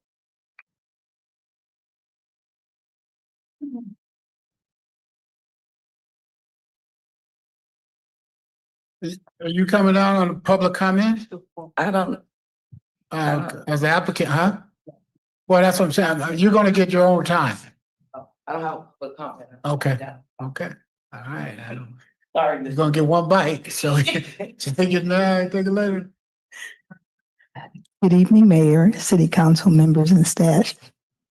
I'm Glorietta. I feel kind of conflicted being here because you know what I'm going to say. I just want to tell you that I am a Seaside native, Seaside resident, a proud native of Seaside. And I want to express my deep appreciation for this recognition, and just for it even being presented. It's amazing and it touches my heart. My son sends regrets. He can't be here. He had a last minute obligation with his job, but he wants to tell you that he really appreciates this recognition. He's humbled and that his deepest desire is to carry on what his dad really instilled in him, is always giving back.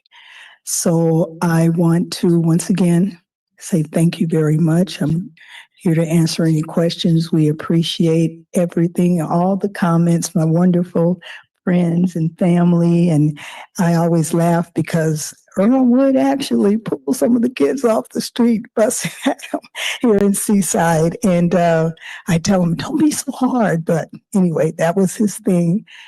EJ is a product of him. And this is amazing. Thank you so very much. I had something else to say, but I've gone blank, but thank you.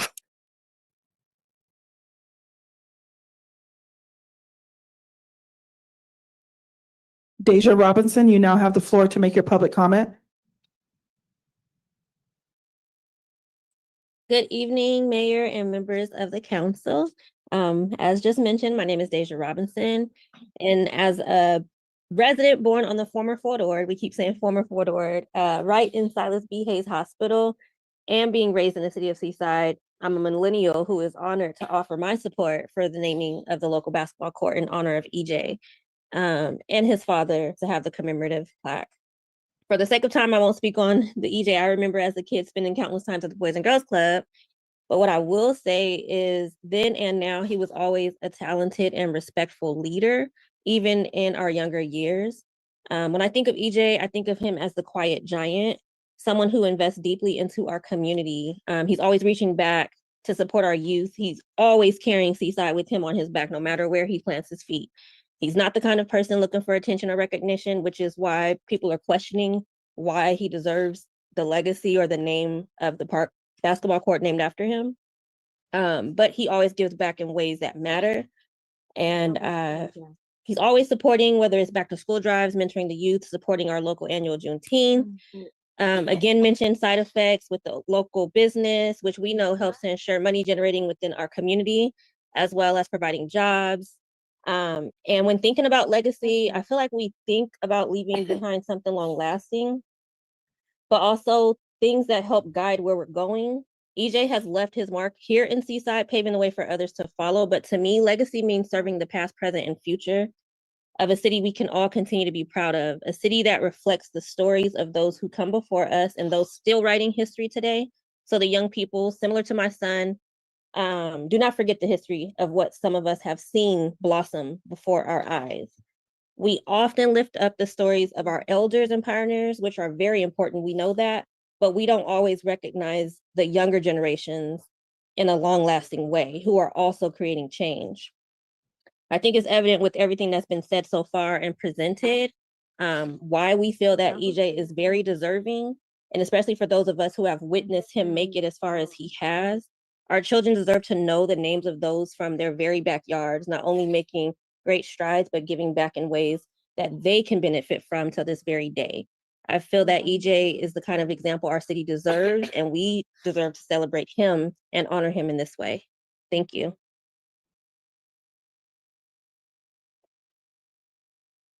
Thank you for your comments.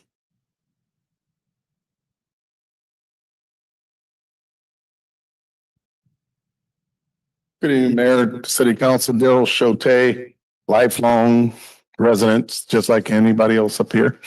I don't know the history, believe it or not, been here 62 years and don't know what Lincoln Park was named after. But it didn't sound like it was named after a resident.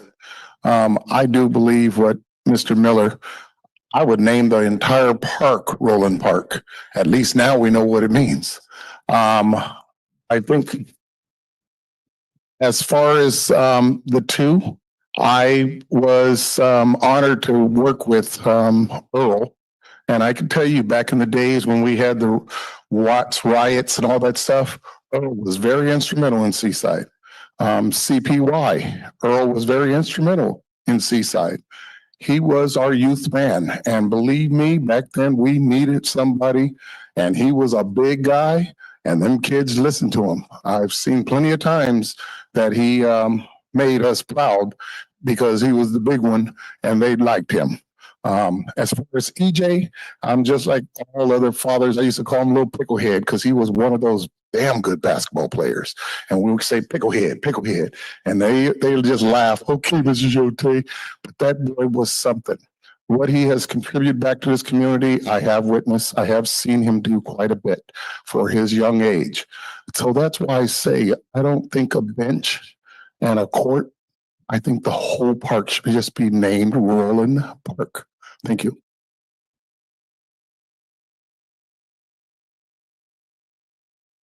Regina Richmond, you now have the floor to make your public comment.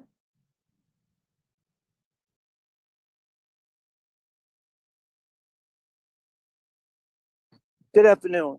My name is Regina Richmond. EJ, I could say a lot about EJ. EJ grew up in my church under the youth choir.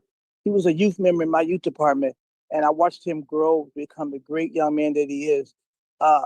for the questions that EJ is giving back, EJ has given so much back and finances, and he's not a young man to go around, saying, I gave this, I gave that. But I can tell you personally that it was any need in Greater Victoria, any need in the youth department, he was there. EJ could have opened up the side effects with his money anywhere in the country, but he chose to come back to the city of Seaside to give back to his city, which is what it's all about, giving back to his city. He chose to come here not knowing if it was going to be successful, but because this is where his mother and father raised him. This is where his heart is. And he's a young man that everybody looks up to. When he comes back to the city of Seaside or Monterey or Salinas, all the young men, the young ladies, they just want to smile at him and talk to him. And he takes time out for everybody. To me, that is a person that deserves all the honor that's due to him. And his father was so great and gave all these free tournaments and did so much for the city of Seaside. Free. He's never had his hand out. Always asked, do you need this? Do you need that? And I just think it's just so awesome and so great that this honor has been asked of him. And as his former youth leader in the church, I watched him grow up to be a godly young man. And he's a young man that any parent would want their son to follow after. Thank you and God bless. Thank you for your comments.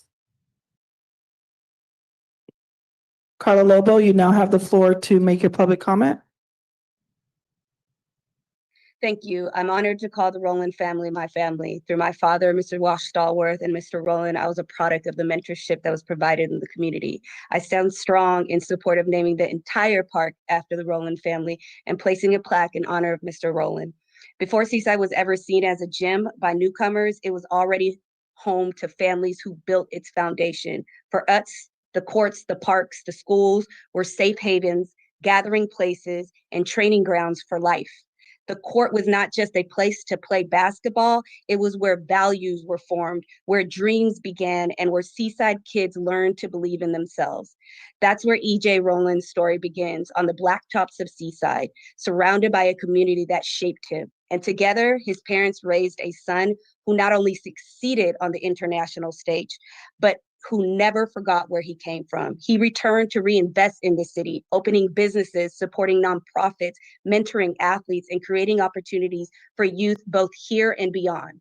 The Rowlands' contributions go far beyond basketball. Mr. Rowland worked for the years for the city of Seaside as an employee, the kind of quiet, essential labor that keeps a city alive. His mother served at the county office, helping families across Monterey County. These are the contributions that don't make headlines, but form the backbone of a community.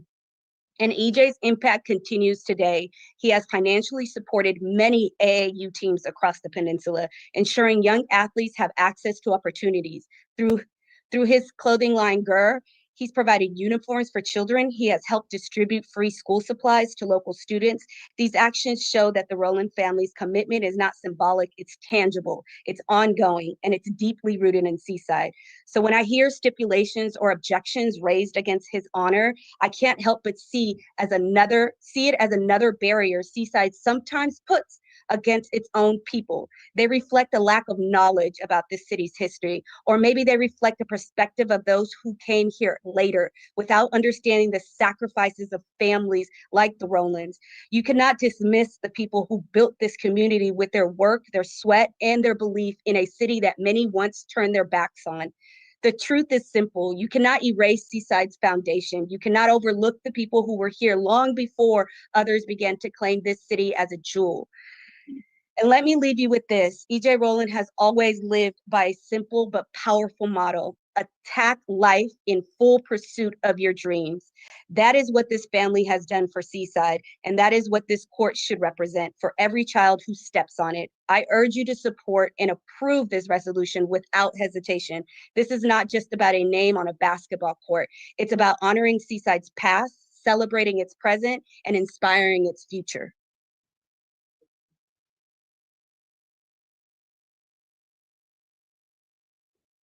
Thank you for your comments. Members of the public in the chamber, please approach the podium. Members of the public on Zoom, please use the raise your hand feature or dial *9 if you're calling from a phone. Mayor, no other members of the public have come forward to make public comment. Just, I'm getting a text that with Michael Garnett with his hand raised. Public comment remains open, so Just saying they won't call on. Michael, you now have the floor to make your public comment. How y'all doing? My name is Michael Garnett. I'm from Seaside. I'm attending TSU right now. I'm scheduled to graduate in December of 2025. I would like to recognize EJ and his dad for the things they did for the city and community, especially the back to school events, and for his father for giving me advice on how to move away from home since EJ has moved away since he's played overseas and stuff like that. And all the gear they gave us too. And it would be a great honor to just recognize them and the things they've done for the city. Thank you. Thank you for your comments.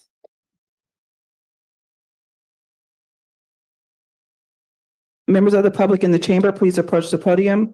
Members of the public on Zoom, please use the raise your hand feature or dial *9 if you're calling from a phone. Will, you now have the floor to make a public comment. Yes, hello. Can everybody hear me clearly? Yes, we can. I just like to speak on EJ and Earl Rowland's behalf. I first met Earl himself at the Boys and Girls Club when I was 13 years of age. He was one of my first ever real coaches in the game of basketball. He has totally sit around there and have changed my life. Some of the techniques, some of the skills, the training is stuff that I work on with my son today as him being 10 years old. EJ, my little brother, somebody who I always looked up to, respected, has always been there for me. Me and him still talk. I've watched him grow into being more than just a Hall of Fame basketball player, husband, just an amazing person. How he gives back. EJ is a true symbolism to me of what Seaside is about. Resilience, fighting, never giving up, leaving a legacy behind, and things that's totally going to surpass him. Having this court is just a small token of what everything that Earl and EJ have honestly done. I have been nothing but blessed by meeting them and having them in my life. Earl was like a second father to me. It's been nothing but a blessing. I miss him. EJ, oh my goodness, like this is big. It's very well deserving. Everybody from Seaside who knows the Rowland family knows that this right here is something that has to be done. I hope it's done. It needs to be done. And honestly, there shouldn't be no questions about this. This is a slam dunk. Thank you.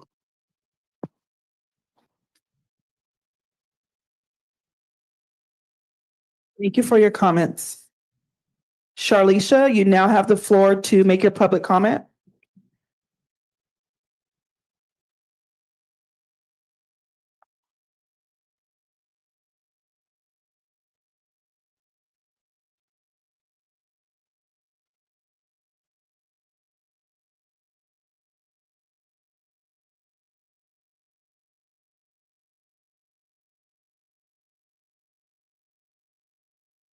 That caller is no longer appearing on the Zoom. public comment remains open. Members of the public in the chamber, please approach the podium. Members of the public on Zoom, please use the raise your hand feature or dial *9 if you're calling from a phone.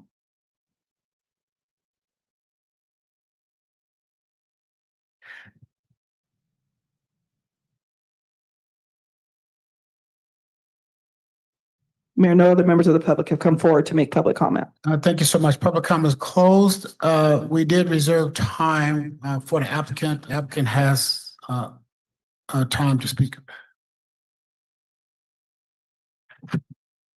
Mr. Mayor, members of the council, thank you. Before I start, are there any questions that I may answer as the applicant?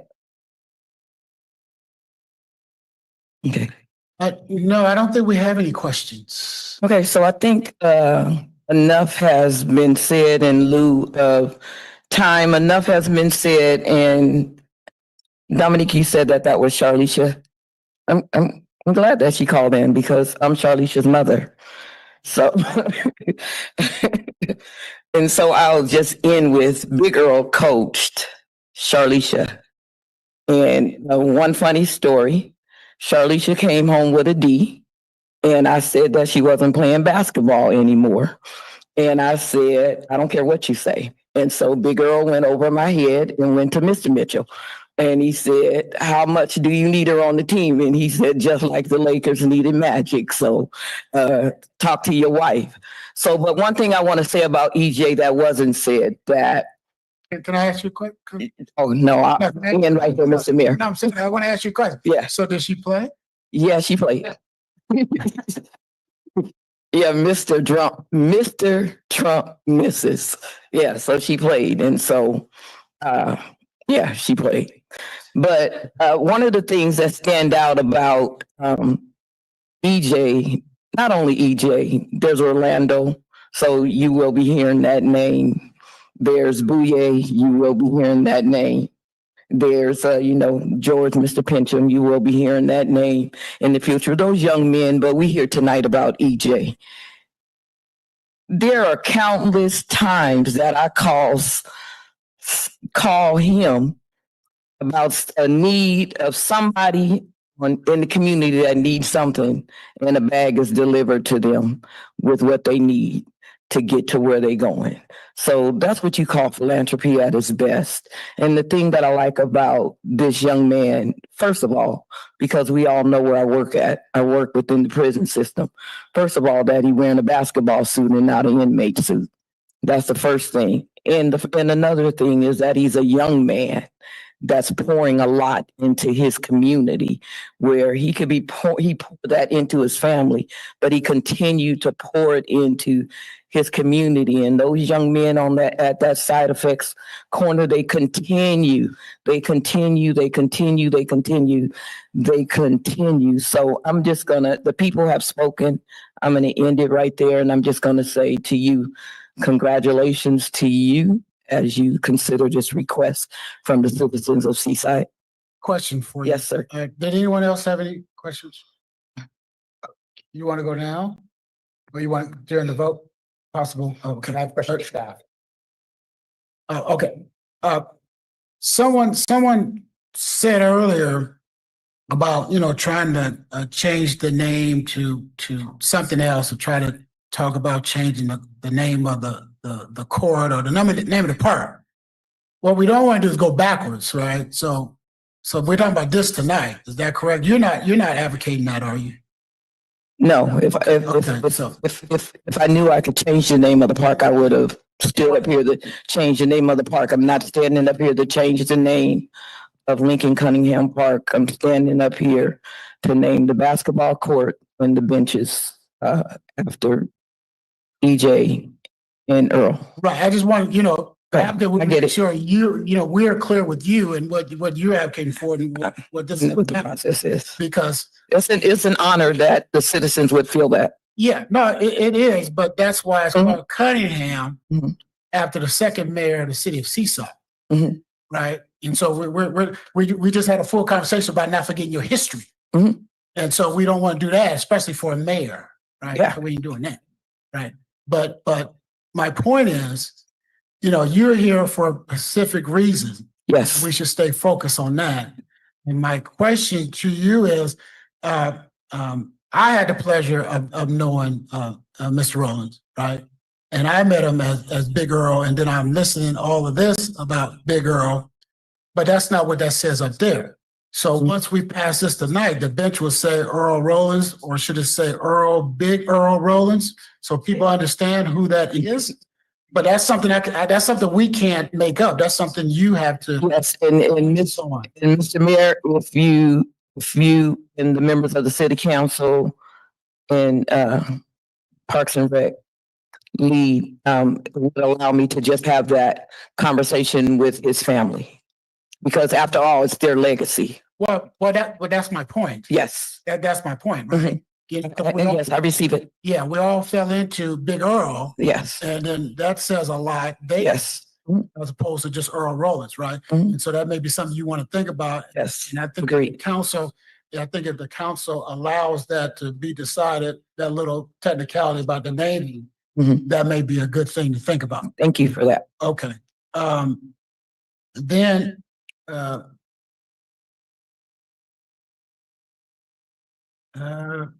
okay, that's all I had. So thank you so much. Thank you, Mr. Mayor. And then we'll bring it back to the council for comments and or questions. Councilmember Garcia. Thank you. It's just a comment, so you can sit down. Thank you. And I think all that spoke today because when I heard the presentation and it was just mentioned as philanthropy, when reading these letters, I really wanted the presentation to highlight what was actually done by EJ. And I'm glad that you mentioned the example of the jerseys. That's one of the examples that I was going to cite when reading these letters of recommendation, which came from King Middle School, not King Middle School anymore, Martin Luther King Jr. School of the Arts. And one of the lines, it says that EJ donated over jerseys to over 200 students for sports programs. And I thought that was something that I would have liked to see in the presentation, really highlight. I think bottom line here is never sell short someone's accomplishments and contributions that they've done to our community. And I think this was a prime example of what we could have highlighted in that presentation to showcase to our constituents and the public as well. So, but I thank the public for coming out here and highlighting this and much more so our community can really understand and really celebrate the contributions in which our community members have done over these years. So that was my only comment that I wanted to do, and hence why I asked about what more philanthropic contributions they have made. Yeah. Thank you. I'm gonna come back to that, pick up that thread in a second. Councilmember Miller. Thank you. My question is for Mr. Mewis. Thank you, Mr. Mewis, Mr. Mayor. And hearing the sentiment of our community today, I'm pretty convinced that we need to have a ceremony when this is completed. Has the city considered that? Something we will take into account after the process plays out tonight. Okay, because we want to allow for enough time for family to make arrangements and for a big celebration at the park. If this is passed tonight. Okay. And with that, Go ahead, finish. With that, I'm ready to make a motion. Okay, hold on a second if you could. No problem. If you would. Yes, sir. Yeah, we're not talking about a celebration right now because that's not on the agenda, right? So we're not agreeing to do anything, right? But if that's what's brought forward, then the council would through the city manager, I'm sure the council would support that. I'll go on the question. Sorry, what's the will of the council? Thank you, Mr. Mayor. I make a motion that we approve the renaming of the basketball court at Lincoln Cunningham, the E.J. Rowland Court, in honor of E.J. Rowland, and that we place a commemorative plaque in the name of the applicant working with the city, whether it's Earl Rowland or Big Earl Rowland, or however the applicant sees fit. Thank you. I second. It's been probably moved to second. Thank you so much. On the question, I just got, I think about 30 seconds worth of comments. No, I appreciate you asking for more information because it's our responsibility to make the record, right? And someone talked about earlier why we're here, why we're going through this process. This is how you get it done, right? This ain't no back room. This is here in the public. And so when the public goes by there and they see that name and that bench, sit at the bench, they know the citizens through their council did it that way. It just didn't pop up. So it was not a question of not supporting or not respecting. It's at a certain point, we have to make the record on why we do what we do. And like I try to say all the time is put that information in the history books, in the archives. All those wonderful things that were said about Mr. EJ and Mr. Rowland, Big Earl, EJ is young and here. He's going to continue to add to his legacy, right? But Big Earl's is set. And so it's good that people said what they said on the record today about him, because there's a lot of things that I never heard about him. I know he's a good person, but the things that you guys said today adds to that. And that is always in the minutes and that will always be documented electronically. So I appreciate that you asked for more background information. And sometimes, going forward, when someone is humble, we need to call it their accolades. Even if they don't want their flowers, the flowers will be delivered, if that makes sense. So I think it's been probably moved in second. I will call all those in favor use the regular sign of voting, which is aye. Aye. Nays have the same right. Abstentions, hearing none, ayes have it, motion carry unanimously. All right. Now we'll give the Mayor Pro Tem a second to come in and we'll go to item number B.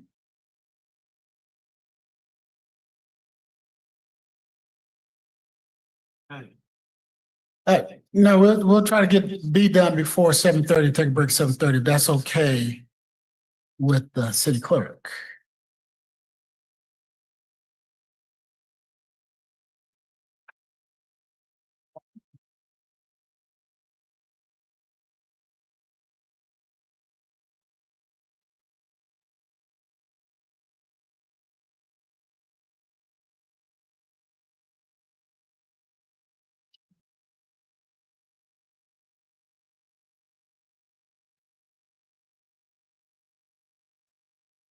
Okay, we'll go to 9B, adopt the ordinance to amend the Seaside Municipal Code, adding chapter 9.05, prohibiting aggressive solicitation in the city streets, medians, and other places, and amending chapter 9.20, overnight occupancy of vehicles on public property, 9.21, storage of personal property on city property, and 10.32, stopping, standing, parking.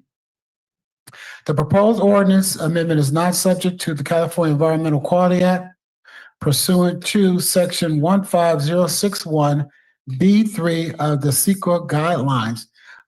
For the public, this is the second reading of this ordinance, and it has been talked about before. Mr. City Manager. Yeah, thank you, Mayor. Again, I'm going to call on Dan Mewis, Assistant City Manager.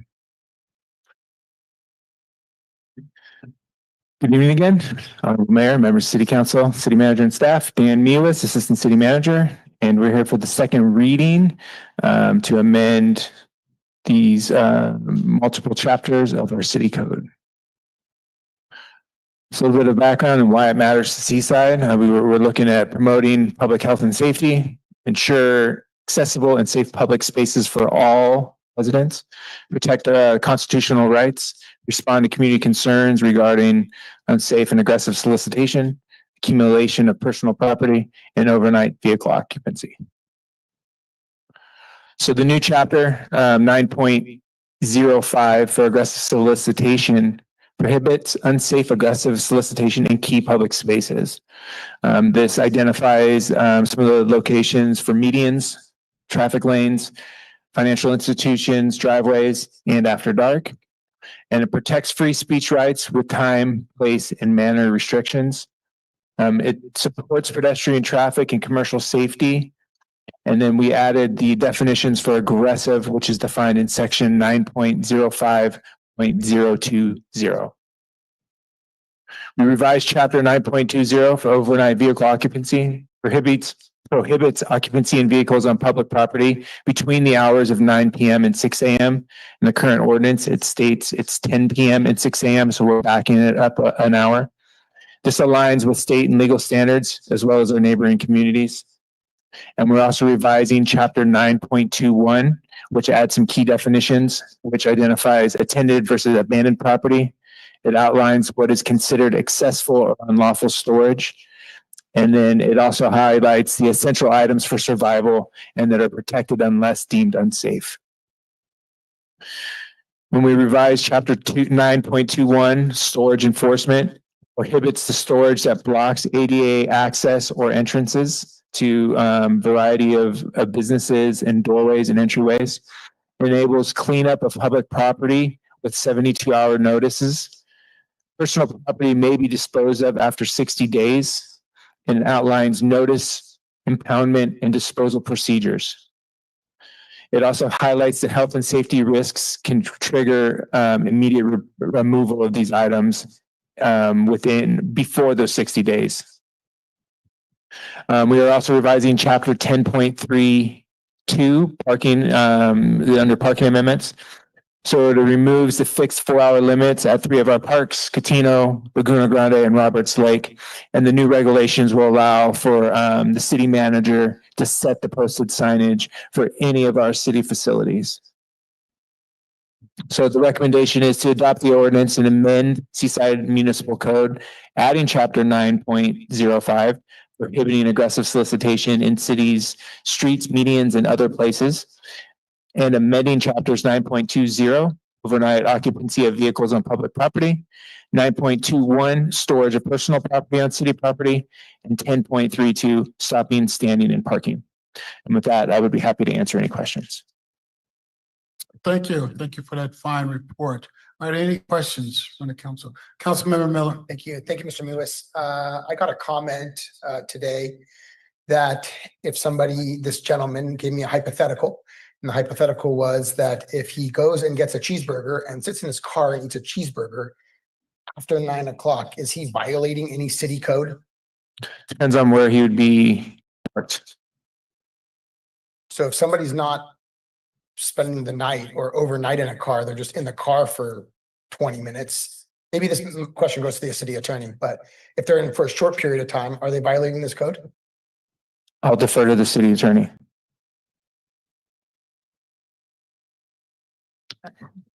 Through the mayor. Thank you for that question. As I understand your question, if somebody is eating a cheeseburger after 9 p.m. in one of our parks or other areas that this ordinance applies to, is there a violation? And the answer to that would be yes, because there's no standing, stopping, or parking after the time specified. That is our current law. The only difference here is instead of at 10 p.m., we're moving it 1 hour earlier to 9 p.m. to make it consistent with our internally consistent with our other code sections. Thank you for that. And just so I understand correctly, the code that we have in our current city code is the same code that we had before that we have tonight. The only difference is that we are moving it up 1 hour from 10 o'clock to 9 o'clock. Is that correct? That's correct. And in regards of the aggressive, we've defined aggressive in a way that makes sense. Yes. And another part of this code does not allow people to stay in our medians. That's correct. And we don't currently have a code for that. That is correct. That's all my questions. Thank you, Mr. Mayor. Anyone else? I got a question because I was a little confused. So the hypothetical was if somebody went and got a hamburger and it was eaten in their car, would they be violating the code? Eating the hamburger is not the violation, it's being in the park when the park is closed. That's correct. Okay, I just want to be clear. I thought it was a good question, but your answer kind of threw me off. It's not about what I would say it's not about what you're doing, because you could be doing something positive or something negative, but if the park is closed, then you shouldn't be in the park. Is that the understanding? Yes, that's correct. Okay. All right. I want to make sure I'm understanding what's going on. Thank you so much. We'll take it out to public comment. Members of the public in the chamber, please approach the podium. Members of the public on Zoom, please use the raise your hand feature or dial *9 if you're calling from a phone.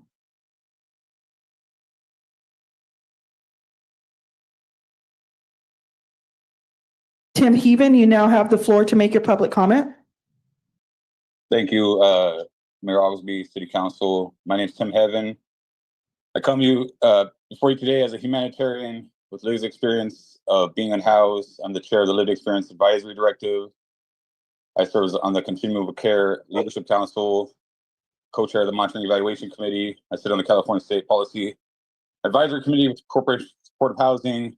I'm a member of the Bring California Home Committee, and I also serve on the board of directors with the Coalition of Homeless Service Providers.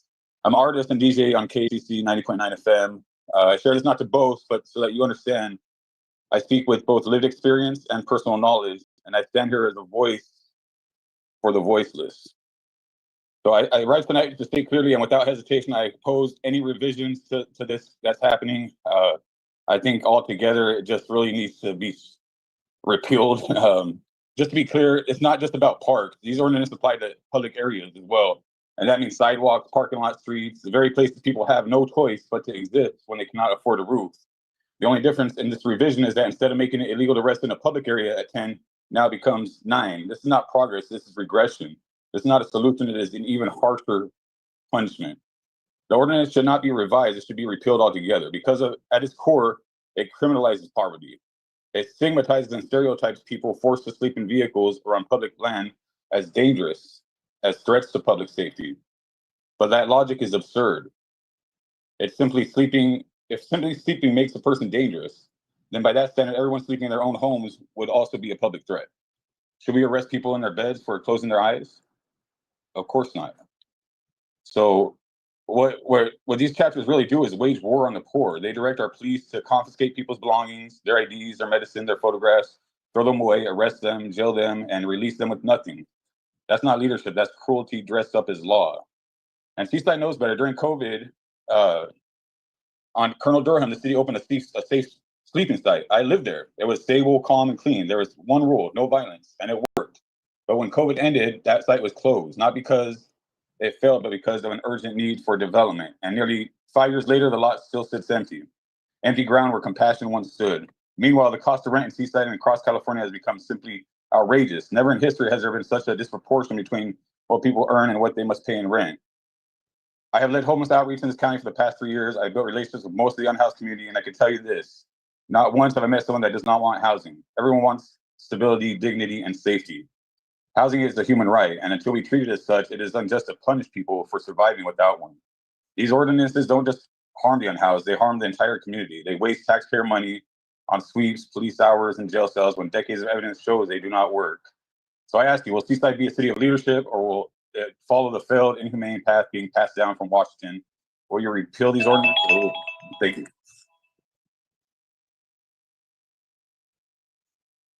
Thank you for your comments. Carla Lobo, you now have the floor to make your public comment. Thank you. I'm speaking today in opposition to the ordinance amendments. This proposal may appear to improve safety and cleanliness, but in reality, it targets and criminalizes the daily survival of our unhoused neighbors. Once the city makes it illegal, it will be illegal, punishing people for existing in public spaces. That is not safety. That is discrimination against those that cannot, and against who can and cannot use our parks and sidewalks. We cannot ignore the 2024 U.S. Supreme Court reversal on homeless protections. That decision already weakened the constitutional guardrails for our unhoused individuals. And now cities like ours are rushing to fill in the gaps with laws that push people further into crises. At the same time, California law is shifting to strengthen protections for unhoused residents, recognizing that criminalization is not a solution. These amendments walk a very fine legal line, risking costly litigation while placing vulnerable people at even greater risk. Meanwhile, state leaders are moving in a different direction. Labeling tents, clothing, medication, or documents as trash is dehumanizing. Seizing them without due process is not only legally questionable, but morally indefensible. Let's call it what it is. The doctorship of property, a modern play out of the 13th Amendment's loophole punishing poverty itself. Equity means recognizing that people didn't choose to be homeless. They are responding to trauma, disability, systemic failure.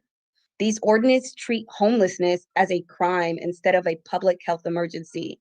Just because something is partially legal doesn't make it right. If we lead with compassion, we would invest in outreach, shelter expansion, volunteer storage, hygiene access, and supportive services, solutions that actually work. So I ask you, where are people supposed to go? Where should they store their belongings? Until those questions are answered with dignity, these amendments will only deepen inequities, invite litigation, and compromise our values. I urge you to table or significantly revise this ordinance and align with California's more human path forward. I yield the rest of my time. Thank you for your comments.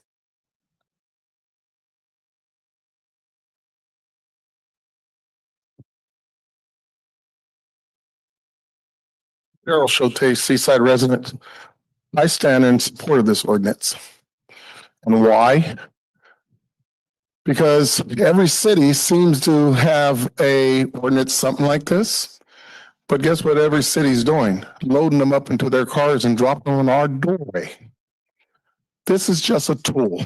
I do trust our police department will be very curious and mindful and hopefully just be able to speak to someone that is doing wrong. Because I believe me, on the corner of Del Monte and Fremont, every day I go by there. That's my way home.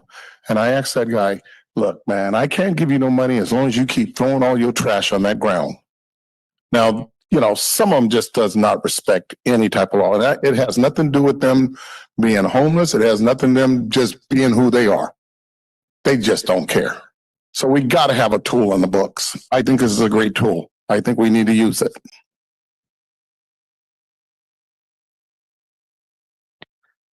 The caller ending in 4436, you now have the floor to make your public comment.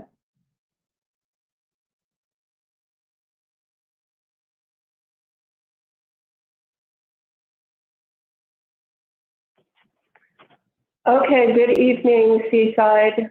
This is Eloise Shim. I don't live in Seaside anymore, but I used to. And I had to live in a hotel in Seaside when I lived there. I also lived in a Airstream. And all that time, I had to have a storage. I had to pay for a storage facility.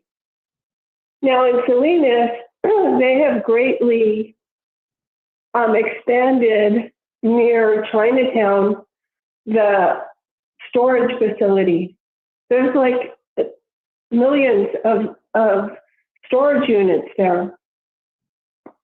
So people who are homeless, they can put their stuff in a storage unit. They don't have to put it in public spaces.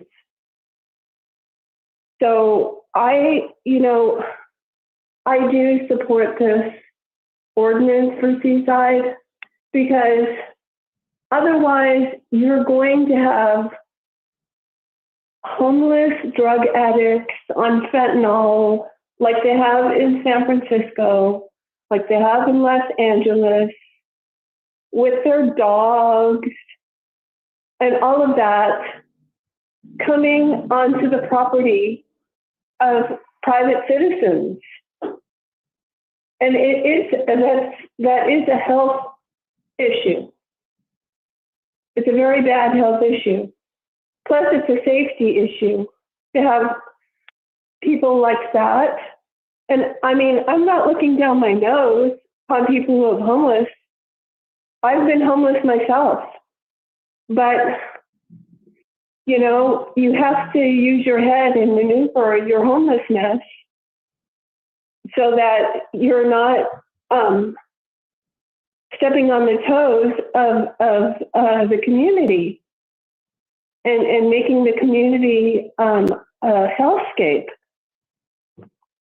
So I think Seaside has to go along with what all the other California cities are going along with, and in Washington, D.C. and every place else to get the people off the street. Okay, thank you. Thank you for your comments. Peter Kaiser, you now have the floor to make your public comment. Can you hear me? Yes, we can. With this proposed ordinance, I think we need to make sure that we respect the First Amendment of the U.S. Constitution on freedom of speech and assembly.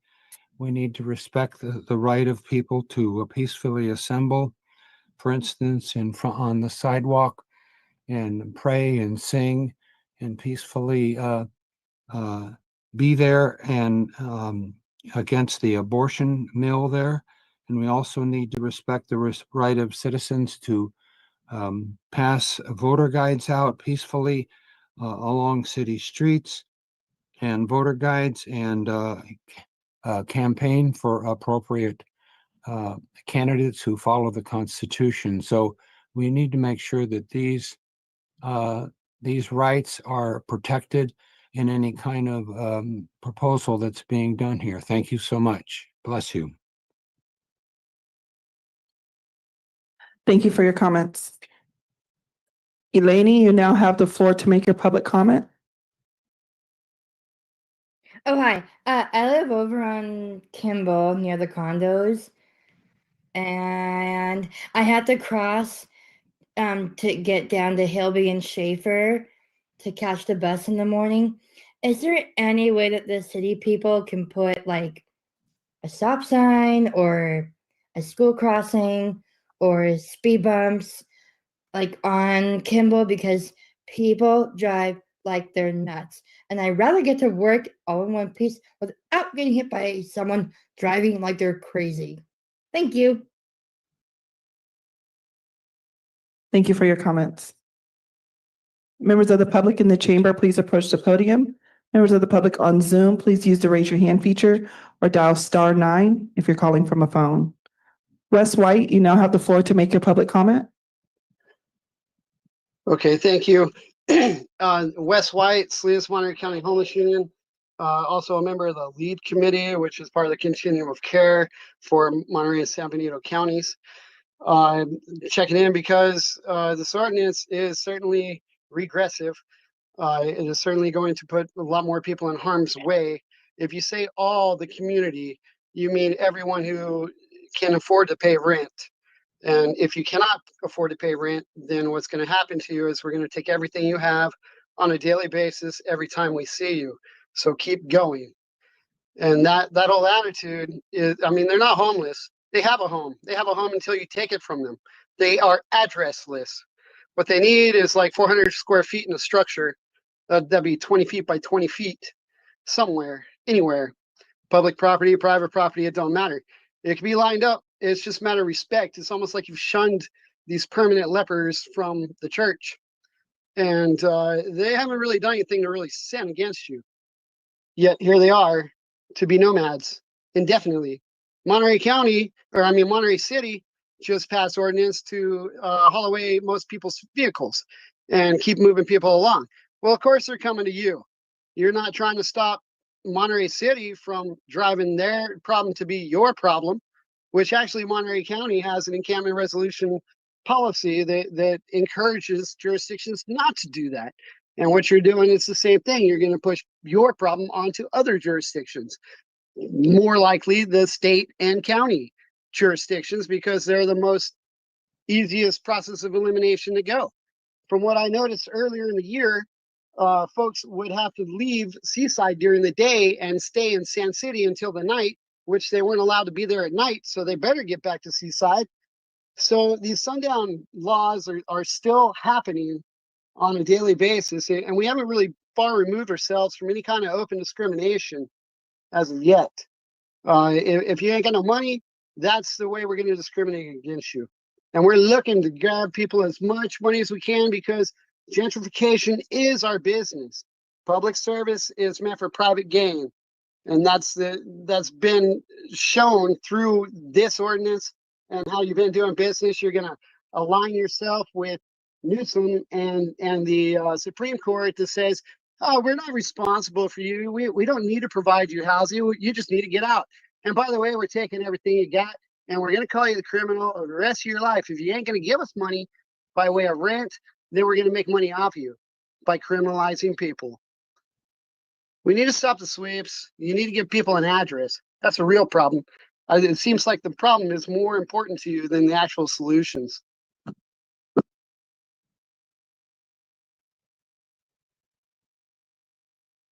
Thank you for your comments.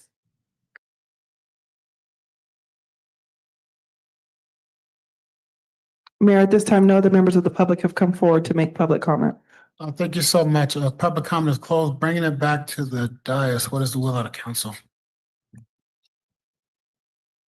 I just have one comment, if it's okay. Yeah, of course. I was going to report at the councilmember reports, but today I spent, we all serve on subcommittees throughout regionally, and today I spent 2 hours with CHS, which is Community Human Services. And this is all we talk about, is helping people that are less fortunate and helping people get back on their feet. And this city does a lot. This city has multiple shelters.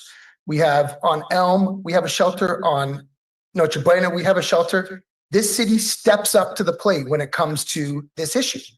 And we put our money where our mouth is, and we are doing more than other cities. That was all my comments. Thank you, Mr. Mayor.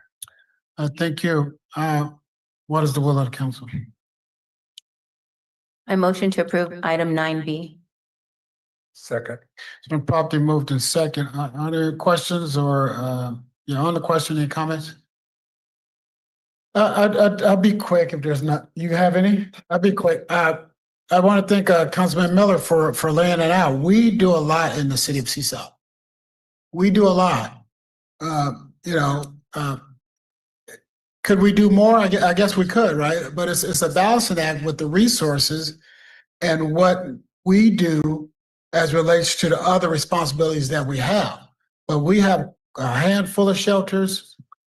We have city staff dedicated, at least 60% of their time to help homeless people find resources. Our family and community service team, that's really what they do if they're not on a crisis. That's a lot of time spent with that, case management. And that's out of our general fund. The resources for people without an address, and I think Mr. White made some good points. People without an address, the money that's for that stops at the county and here, the tri-county area, and then it comes back down through nonprofits that say they serve people that don't have addresses. But this is not to hurt or punish. I don't think it's regressive. I think we all understand what the word means, but someone said earlier about, I don't think the day-to-day implementation of this by the city manager is all of a sudden is going to be so harsh that this is harsh. So I got faith in him, and I got faith in the police department. I got faith in our public works. But I think we all can give examples, and I just want to give one or two. Someone standing in the median is a dangerous situation for everybody that drives by there, right? And so we have to think about that. And then today, just riding around, it was someone that doesn't have a proper address, and they were sprawled out, blocking the whole sidewalk. And at that point where they were at, you couldn't walk around on the grass because they had a flower bed on this side. And on the other side, it was their car, that was parked right up against the curb.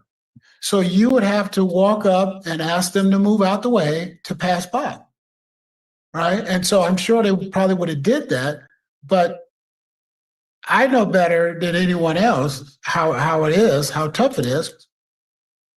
But this seems like a balanced approach to me by the city of Seaside. We are not stepping away from our care and our compassion for those that don't have a proper address. And my last point is, someone mentioned earlier about, it was what we did was wrong or what we did was bad when we had COVID and people were at the Roberts Lake area.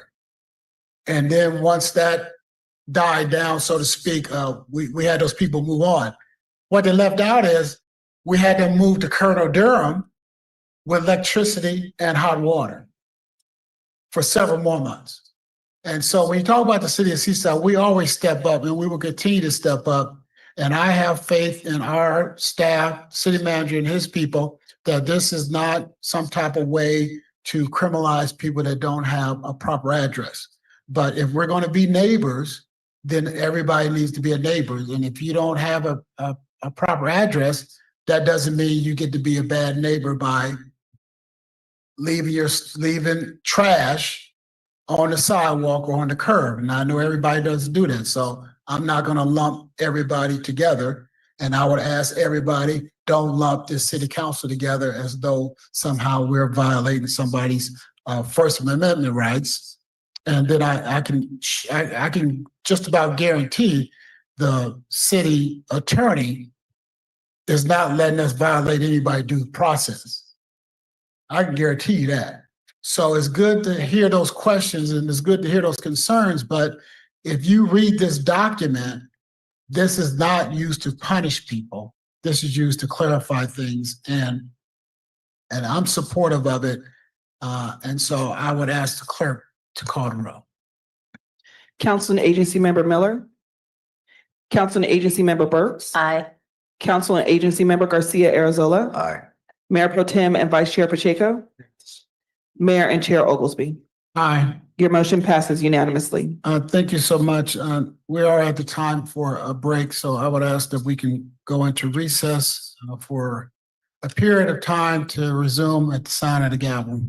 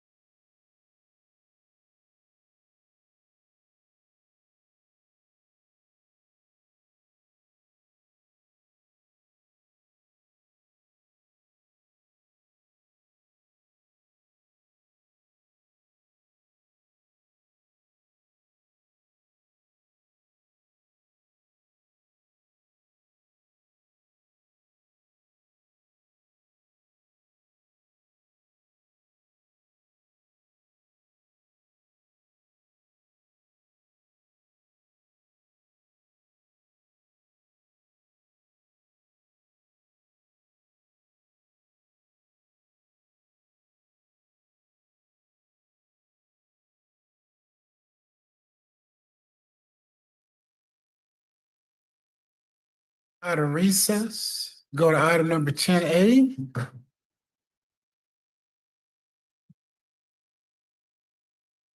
Approve a Mayor Youth Fund contribution request of $3,000 from Central Coast High School to assist with the costs associated with their auto detailing program. Mr. City Manager. Yeah, thank you, Mayor. This item will be presented by Recreation Superintendent Keon Higgins.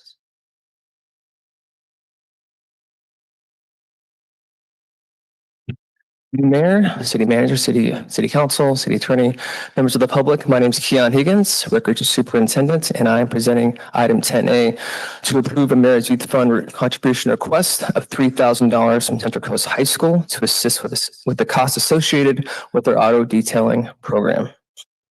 So a bit of a background on the Mayor's Youth Fund program. It's created by supplemental financial support to students and nonprofit groups, which could include schools, and provide services to improve the lives of our young individuals in our community and the city. And to be eligible for this kind of program, need to be students or organized groups such as schools or nonprofit organizations based in Seaside and or serving a majority of residents of at least 50% that are 18 years or younger were enrolled in high school. A little further about the evaluation process and the criteria of how these requests come in and do they meet the actual criteria. Part of it is scholastic athletics, music, environmental, and art activities. So does this request meet any of these things that the youth or groups are doing? And then evidence of activities related to promoting a green or healthy environment. In the policy, it does state we want to really abide by reduce, reuse, and recycle as part of this program. So this criteria here is what is proposed by Central Coast High School and their auto detailing program. So it does meet all the criteria. So the percentage of the students or the youth in this program is over 50%. It's actually 95%. The number of participants or of the students is actually 40, and the age of the students are 16 to 18 years old. And for the impact of these students, what are they going to get from this program? They're going to get employable job skills, job-related experience as in regards to auto detailing, professional mentorship, job references, and increased pathways to immediate employment. And we'll kind of go in further, but they are going to work with a professional local auto detailer that'll come on site to the school. So there's no transportation going somewhere else. They're going to come on site there and go through a lot of good experiences for these kids. So the program itself, in alignment with the Career Technical Education CTE pathway, they're going to bring, like I said earlier, auto detailer from the area, hands-on experience, on-campus training for interior and exterior auto detailing. They're going to be curriculum. They're going to purchase and kind of go with the students.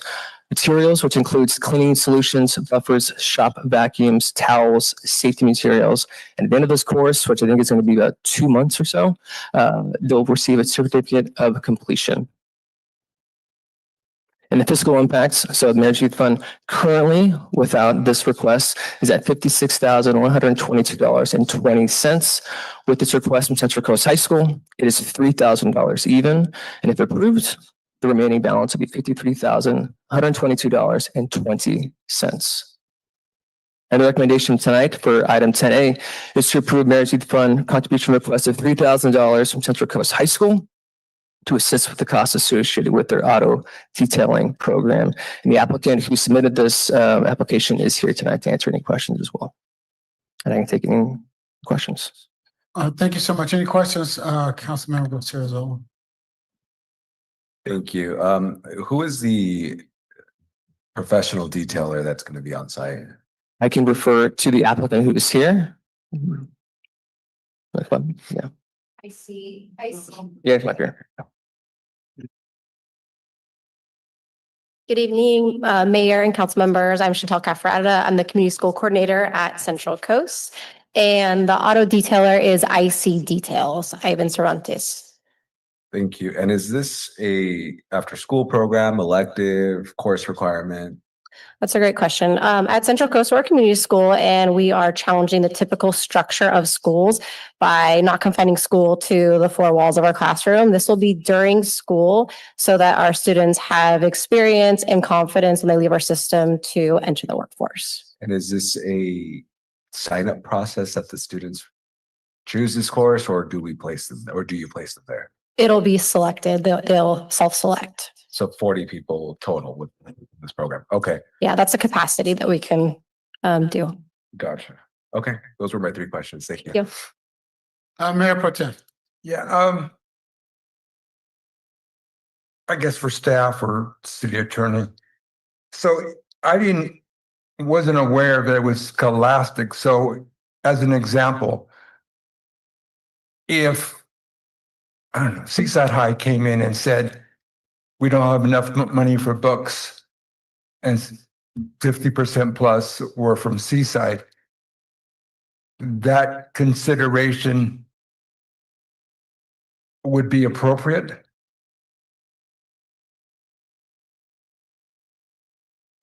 It meets the criteria. So if it depends on the program as well, as far as in addition to Scholastic, does it also meet the green waste requirements as far as promoting a healthy green environment? Yeah, I'm looking more, and this is my memory. I kind of watch it a little bit. I don't personally remember us giving money for programs that were part of the Scholastic process. I remember paying for kids to go to Europe for study, for after-school programs, for swimsuits, whatever it be. In my memory, and which is sometimes weak, doesn't remember a program that was for the educational component, which is a responsibility. Some people would think the full responsibility of the school district. Is this I just never seen that before. And is this a new one as far as the Scholastic process that we incorporated other Scholastics and I just don't remember. And I apologize for my memory. I'm going to defer to the City Manager, Dan Lewis. So the policy does state that we do have Scholastic as a criteria, and it would just depend on the activity, right? So if this is a newer request because it's more towards the CTE program, and we haven't had anything similar. It's not like the library coming and saying, hey, we want to buy 30 new books, right? This is an actual academic program for the kids that has some value that is more than just the requirements of the school. It's like an extracurricular activity, like sports, except it's happening within the school day itself because the kids are selecting this program. This isn't one that all the kids have access to, like a football team, right? If I want to play football, I'm going to sign up for the football team. If I want to enter into this CTE pathway for auto detailing, I'm going to sign up for it. It's not a requirement for all the students. If that makes sense. So being devil's advocate, a football team is after school for the most part, correct? Correct. This program is held during regular school hours, and I would guess they're getting 1, 2, 3 credits for passing the class, plus a job opportunity depending on how well they do and what they learn and what they can do, as well as a math classes to prepare them to become professors in math. That is correct. This is just more of a specialty program that isn't available to everybody like a math program, right? So I think students could take this auto detailing program, or they would take metal shop, and we have approved a Mayor's Youth Fund for Seaside High's metal shop and wood shop programs in the past. Okay. Anyway. And the applicant has some more questions, or she can speak more to that. So short. I understand your concern, and that is during the school day. What we're trying to do is create stackable certificates for our students. At Central Coast, we have some of the most vulnerable students. Our students are at risk for not graduating. They've experienced trauma. They are there not because of who they are, but because of the system has failed them. So we are trying to create equitable access. So when they leave our system, they can go into college career, they can go to military, they can go into auto detailing. So this is an opportunity for them to learn hands-on skills during the school day. Because a lot of times some of our students, they may not have this opportunity outside of the school. So we're providing everything we can so that our students have the opportunity when they leave our system to go into a profession that's high paying. Yeah, and just on a personal level, I appreciate that. Like an EMT class would do the same thing. I'm concerned that that may be the responsibility. I'm not going to say I'm not going to support it. I think that's part of the responsibility of the school district, and we are just helping supplement something that we have so little money and so many resources. So I'm just concerned that opens doors to provide for a wide range of things when the money I thought was earmarked for more after-school programs, more CPY, Village Project, and all those groups that are more after-school or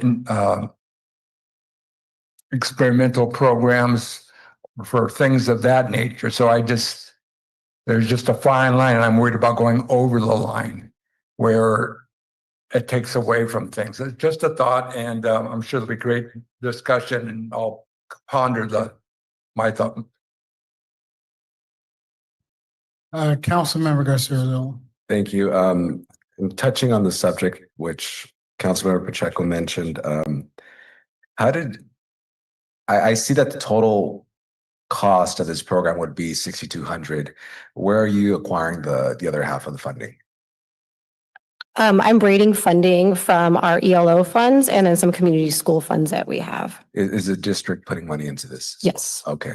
How did the auto detailing come to be?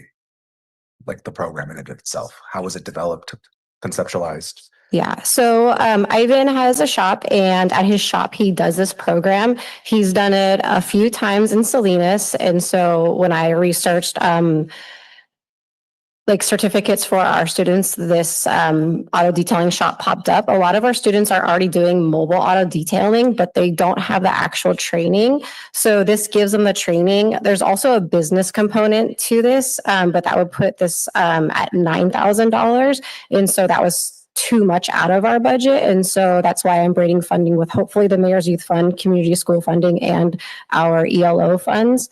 So he's done this work in Salinas, and I'm trying to bring it here because our students are already doing this work. They just need the training so that they can either start their own business, or so when they leave, they can go to a dealership and walk on and have the experience necessary. Awesome. And then one last question, which I thought was sort of interesting and I want to learn a little bit more about, is the eco-friendly auto detailing practices in which you describe here or outline in the application, and just an example, water conservation methods and biodegradable cleaning products. Can you just elaborate a little bit on that? Yeah. When I talked to Ivan about this, I did mention that we will be going for funding through the Mayor's Youth Fund, and that's one of the requirements. I am not an auto detailer, so I'm not 100% sure about the products that he uses, but they are environmentally friendly, he assured, and water conservation will also be taken into consideration. Awesome. Okay, thank you. Anyone else? Any questions? Okay, thank you so much. Hey. Let me see. So, I have some of the same concerns that the Mayor Pro Tem had, but you did, I guess, Director Mulis, you have more back, or do you want me to do Keon? You want me to do Keon? I'll do Keon. Come on up, Higgins.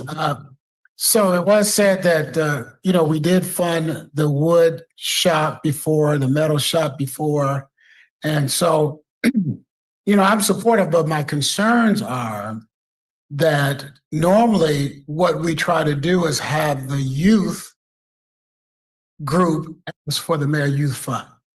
And then the money goes to their fiscal sponsor, and sometimes that's a nonprofit. But are we saying the school district or Central Coast High School is a nonprofit? Is that what we're saying the school district is? It's, yes, yeah. It qualifies as a. Yeah, well, I guess they do spend all the money they have, but they start off with a lot of money, don't they? And so, where does it end if we're doing these type of programs? And the thing is, it's not like they're not important, but it's not important for the school to do it all. And so what do we do? And that's what the council has to decide, going forward is the needs of the school cannot be met by the funding from the Mayor's Youth Fund consistently. And because first it was, I guess I'm talking to the ether now, you can sit down.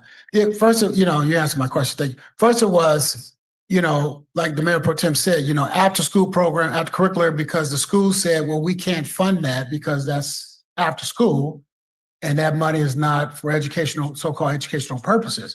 Well, then, we were, that's what we started using the money for.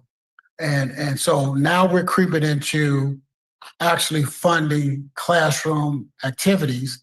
Again, not extracurricular. If the kids want, some birthday cake, if they want something like that, right? We pour money in there.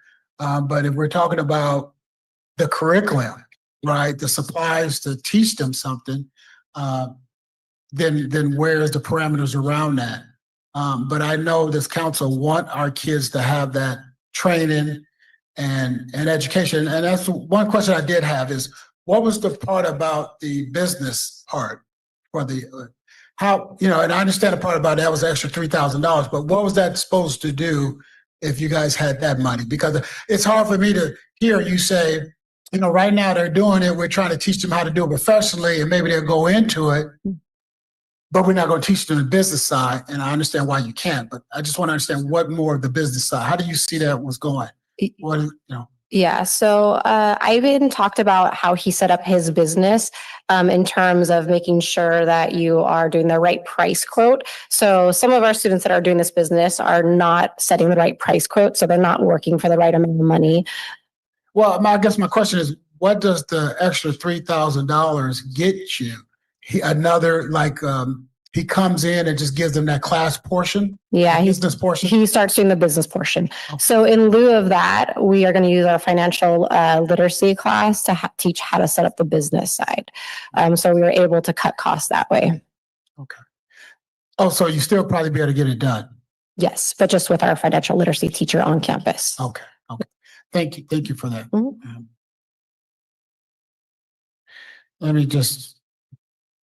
Okay, I guess we'll open up for public comment. If there's any. Members of the public in the chamber, please approach the podium. Members of the public on Zoom, please use the raise your hand feature or dial *9 if you're calling from a phone.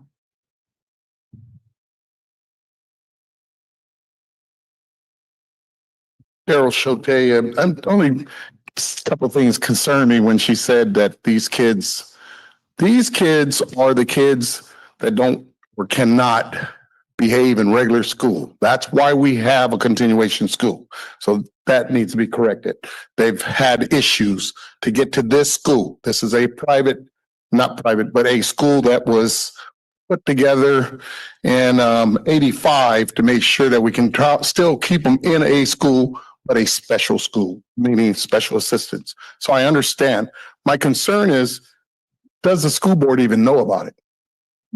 Because in dealing, and I deal with a lot of them, there's a lot of chemicals they got to deal with and know it and understand it and not cross mix or all that stuff. So I want to know, if does the school board even know about the program? It can't be a teacher just deciding that I think we can do this with this money. Second, do we even know how many Seaside residents are involved? For $3,000, are we getting one resident? We got 0 residents. Majority of this school used to be most Marina citizens. So we need to know that. And the last thing is, I know it's probably changed a lot. When we started this program, the Mayor's Youth Fund was the money that we received from recycling. I don't know if that's still where the money comes from. Oh, good. At least that's still around. But those are the things I'm concerned about, because when they open them doors to start teaching these kids, there's a lot of liabilities I don't think that this school has even focused on or thought about. And they're going to need a special insurance. So will our money help? Probably, but I just want to make sure that we're not just opening the door like I heard the mayor say, because it's going to open the door. This is a new one.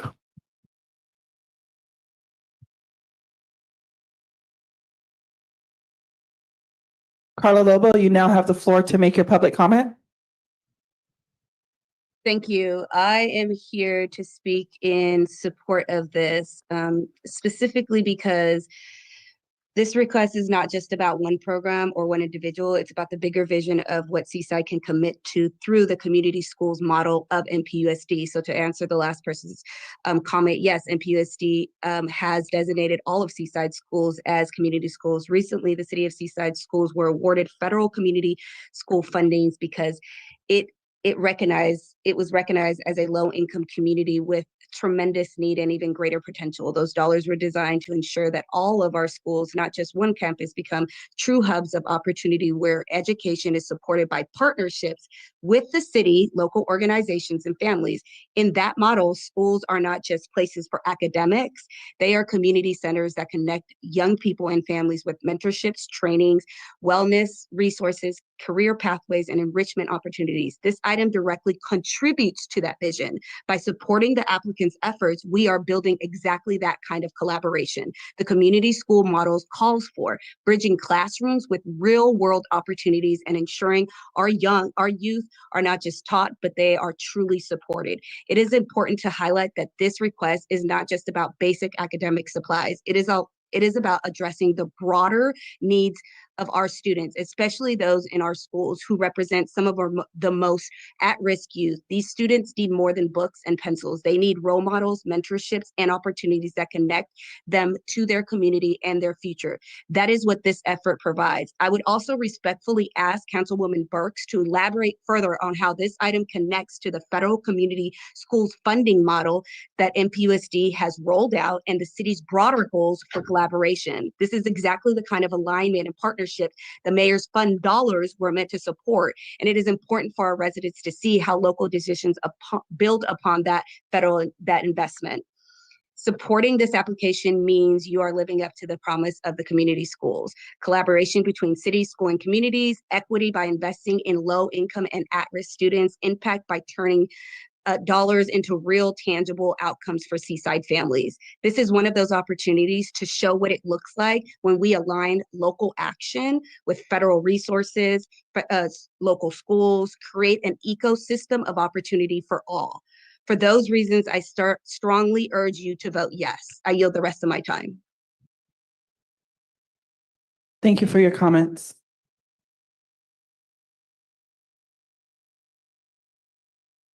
Mayor,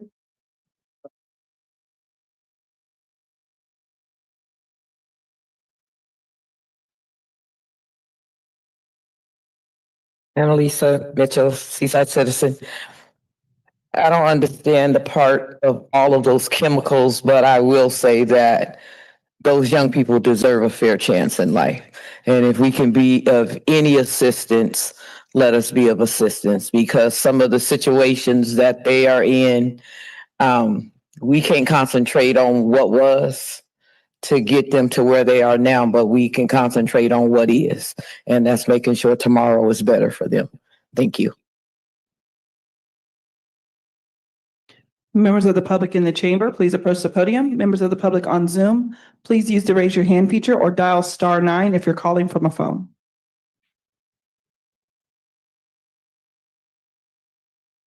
Mayor, no other members of the public have come forward to make public comment. I'm sorry, there isn't. Someone just raised their hand. The caller ending in 4436. You now have the floor to make your public comment.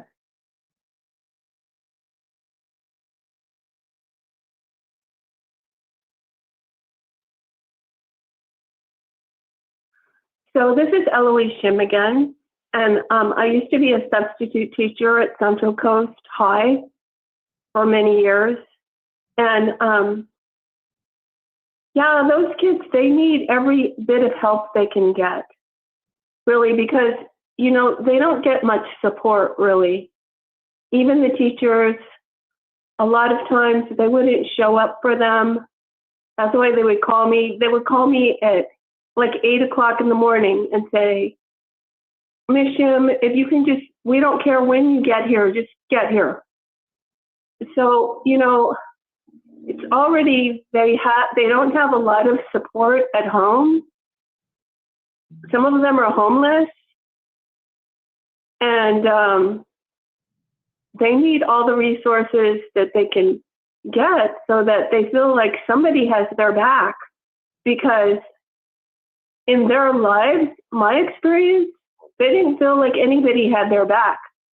You know, even the counselors there sometimes would look at me as if, oh, you're upsetting them. You know, when I wasn't upsetting them, I'm just trying to be there for them. So it's a very fragile situation over there at Central Coast with those kids. So they need all the resources they can get. Thank you. Thank you for your comments.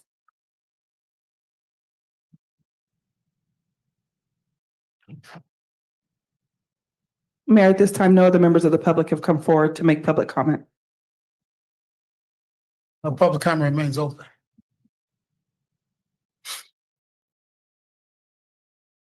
Members of the public in the chamber, please approach the podium. Members of the public on Zoom, please use the raise your hand feature or dial *9 if you're calling from a phone.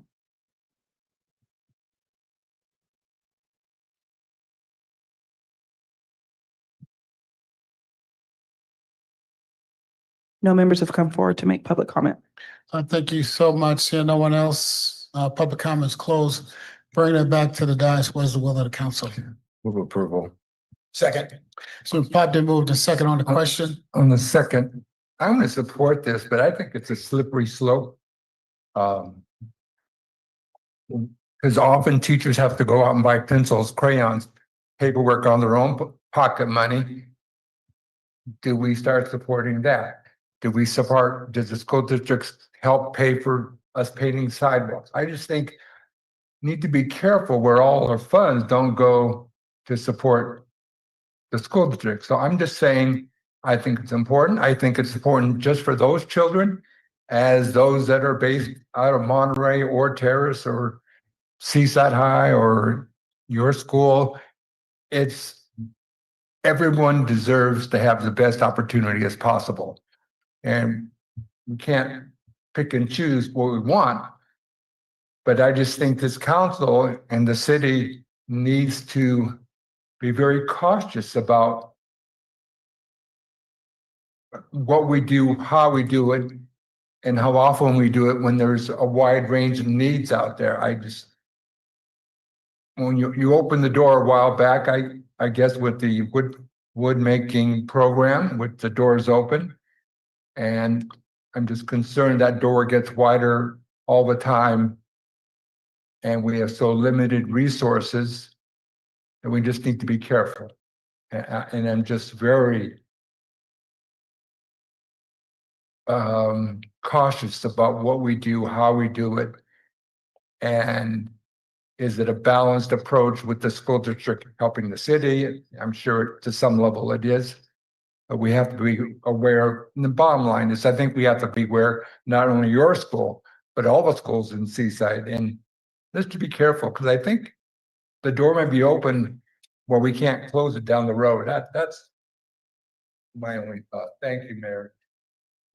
Anyone, Councilmember Miller? Yeah, I just have a hard time with the slip or slip argument. One of the reasons why I'm on this council and I got involved in politics is because I witnessed myself a shooting that happened in Seaside with kids at Catino Park. And every dollar that we invest in our kids is $1 worth investing. And yes, the school district has responsibilities, but this is an extra activity that our kids can get excited about. This city has Car Week. It fits nicely with our city. I understand, the argument that, oh, well, what's next? Are we going to be giving books and whatnot? Well, we're going to cross that bridge when it comes, I think. And this is not general fund dollars. These are dollars that are specifically allocated to help and support our community, and that's what this does. So I support this. Thank you. Anyone else? Yeah. Council member. So just to clarify, the applicant did share that they used multiple sources. And so the community schools fund is exactly what she had shared, is that it's a way to partner with, is what she's doing with Ivan, partner with the city, partner with anybody. ELO, those are after school funds, so they're pulling that in as well. I think what's difficult to understand is that if it was a club at a traditional school, we'd be like, oh yeah, it's football. Oh yeah, it's this, it's after school. But Central Coast is not a traditional school. Like she said, these are students that have been through trauma. The school system has not supported somehow, and they've been failed. And so it's a way to find an alternative to get them back on track and to prevent them from being on the streets, getting incarcerated, whatnot. And so I think definitely I could see the side of where, like, at what point do we stop the funding? But for these kids, like, to me, it's 100%. It's what they need to get on track. May not be traditional. And that's, I think, what's great about Seaside is thinking out of the box to support our youth. Anyone else? Councilmember Garcia-Rozola. I have to agree with Councilwoman Burks. I think, and Councilmember Miller, this is an opportunity that we're granting a non-traditional school for students to feel like they are being seen and being heard. And that's why I asked, how did this program come to be? It was the interest of our community members. And if these students are already doing this informally, why not get the certification and training with the help of the city of Seaside? So I think it's a great opportunity that we have here. Do I think we need to relook at how these types of requests come in the future? Yes, but that should be a discussion, I think, with MPUSD at some point. And that's where I come in at. That was the whole point, is for us to understand, at a certain point, we had to talk to MPUSD about what's going on, because this is non-traditional. So to say, well, these kids are non-traditional, but it's okay to do the football and basketball and the jerseys and stuff like that. But for these kids, we need to do auto shop. No, the district need to be doing auto shop. Okay, that's the thing. If you're talking about you care about kids, then we need to get together and talk to a school district. But the point is, for us to use this money in this fund, we have to figure out how to get this untraditional. For me, that's my responsibility. How do we get this untraditional into that square peg into that round hole? And so no one is saying those kids don't deserve anything. They deserve everything. But how do we do it with this funds of money? And at a certain point, it's just an agreement between three. It's just an agreement. But we have to be protective of this money, because that's the requirement. Not only, reduce, recycle, reuse, but it's also for those things that traditionally are not paid for, that should be paid for. When I won't say should be paid for, but like I said, after school programs, extracurricular programs, and to supplement the costs. I think this one is close to doing half, which is okay.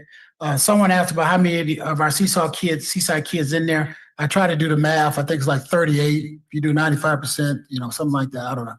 Right. But so the number of kids are there, but how do we make sure that we know that we're close to whatever line internally we have?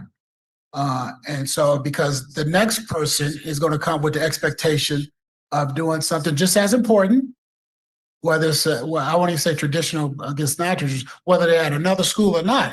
Their auto program, their wood shop, and their metal shop is just as important, right?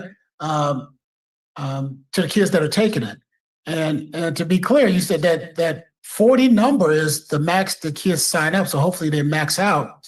And my last point is, when people talk about, well, our kids deserve it. Yeah, you're right. They do deserve it. But to supplement what the school district is not doing with this little $60,000, right? Because we could, if the program said 9,000, well, we would say 9,000, okay. But we only start with 60.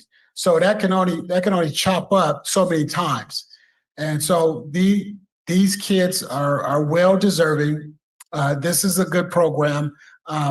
What I wanted to say earlier was that, you know, if you're talking about, I didn't know that you worked in the business program. So it may be a possibility of that social service grant, you know, if the program is, I don't know why you're teaching me how to detail a car if you ain't gonna teach me how to start a business.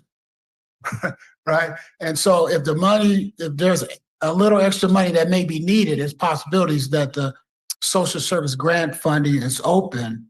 And we'll be talking about that in the next two weeks, you know, definitely in the next two meeting cycles. Because again, the object is not just for me to teach them how to clean and detail a car, but it's how to collect the money and what is it, rate of return on your investment. That's where it comes down to. So I'm in support. So I guess motion been made. All those in favor use the regular sign voting, which is aye. Aye. Nays have the same right. Abstentions. Hearing none, ayes have it. Motion carried unanimously.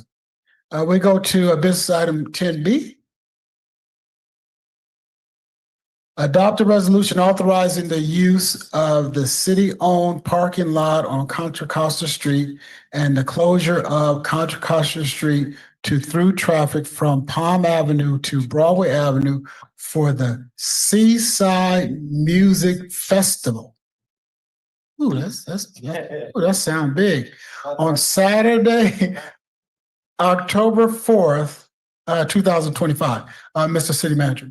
Yeah, thank you, Mayor. Once again, we'll hear a presentation from Dan Mewis, City Manager.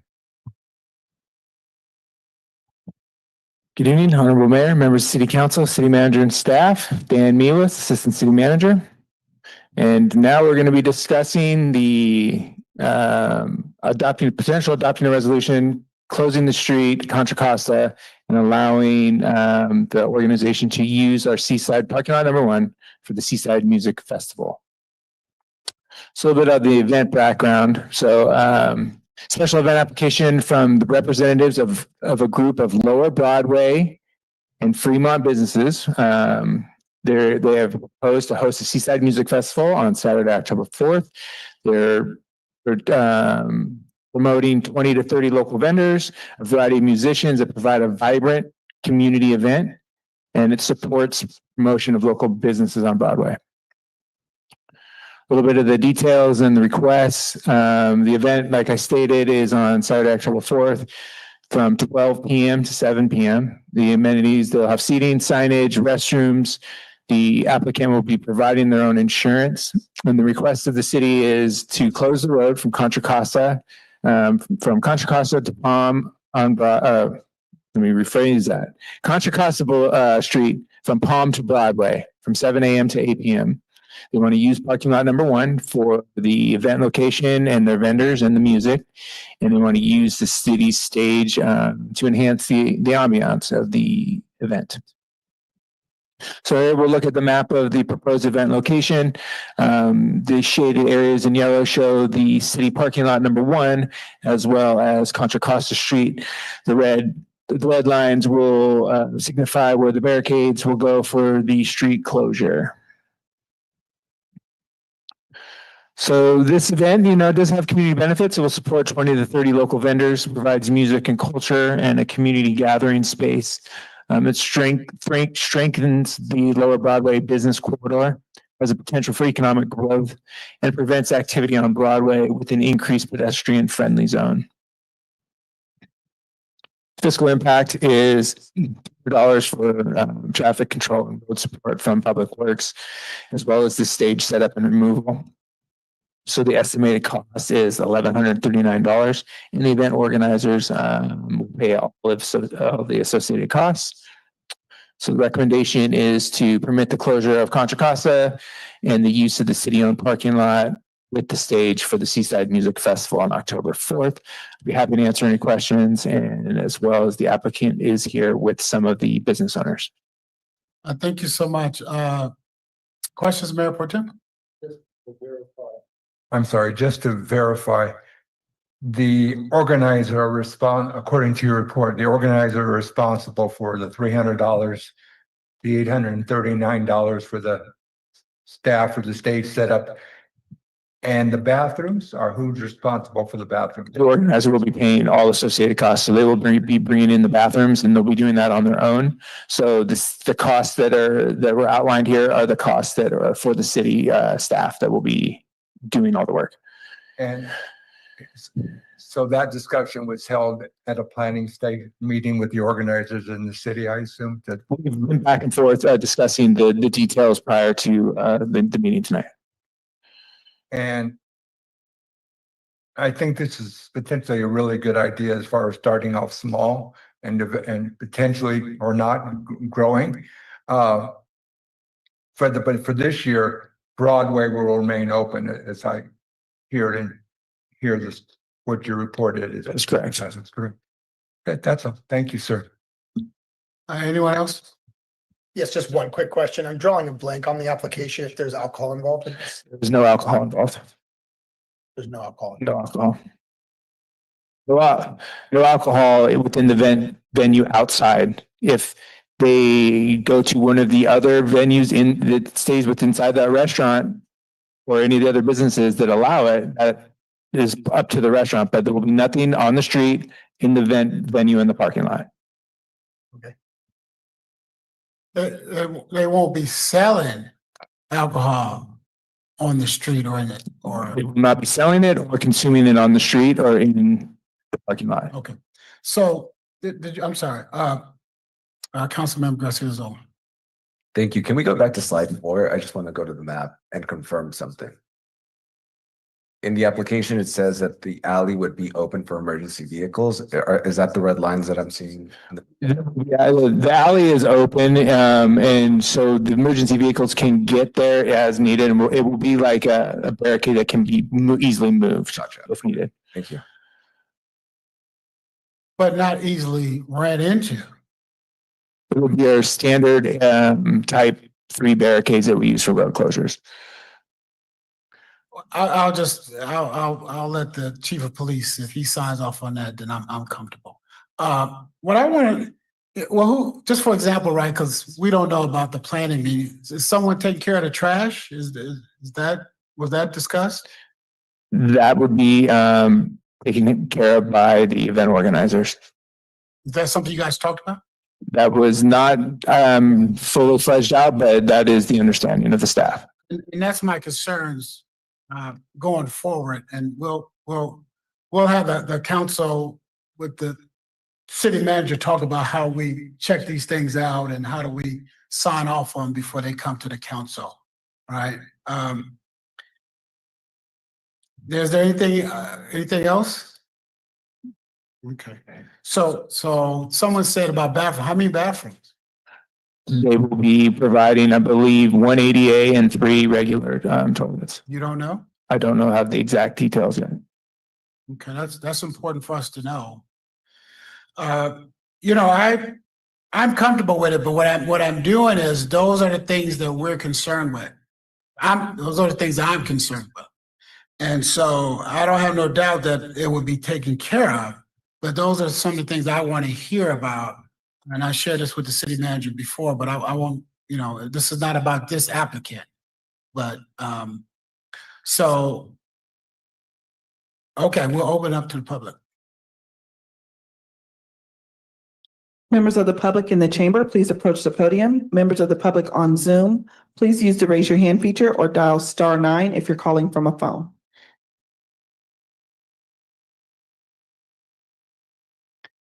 Carla Lobo, you now have the floor to make your public comment.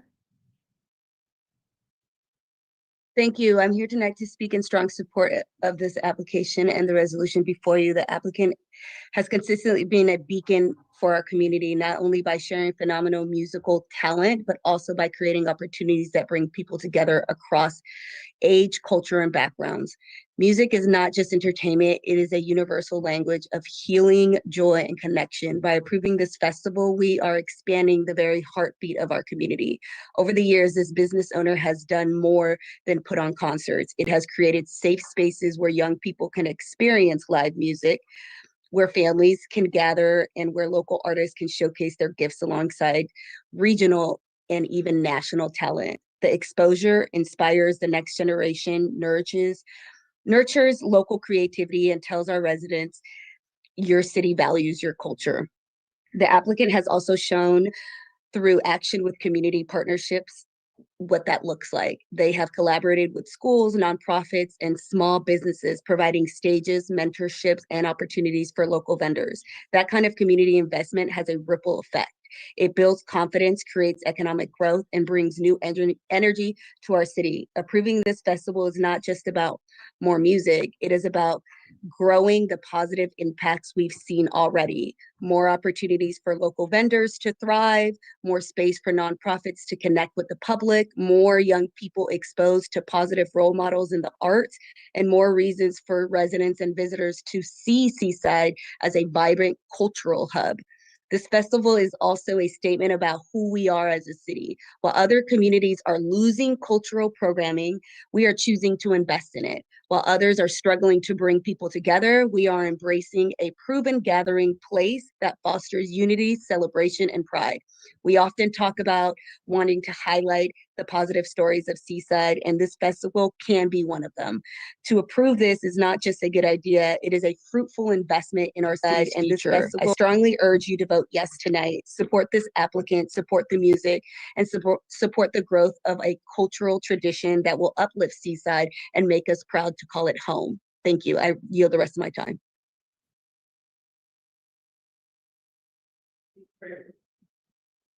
Thank you for your comments.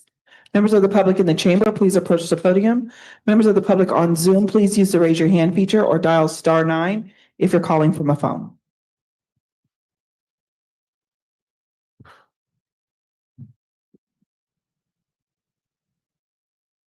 Mayor, no other members of the public have come forward to make public comment.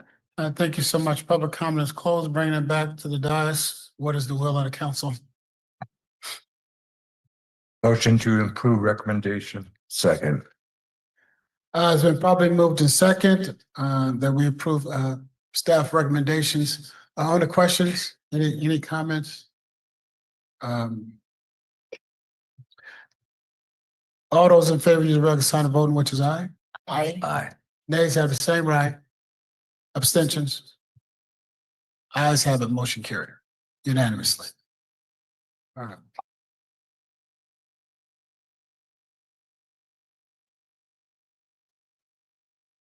Next we go to city attorneys. We'll go to item 11A, new council members request. One is provide a report on domestic violence and consider establishing a committee or task force focused on domestic violence issues. Councilmember Garcia-Zola. Thank you. The reason this idea came up, or we brainstormed this, was because of the rising numbers of domestic violence that I've seen have been the posts that I've been seeing on our police department social media, and I think it is something that we should be raising awareness of. It's not only increasing here in Seaside, but it's increasing throughout the state and on a national level. I think it would be helpful for us or to set a ad hoc committee an ad hoc group to discuss with key leaders or organizations that are already doing this work, and then possibly come back and provide some sort of recommendation or funding. I think, if I'm not mistaken, we allocated some funding in our budget for a specific domestic violence prevention program type of thing, or to abort this issue as a whole. So the idea is to create an ad hoc committee and discuss this a little bit further.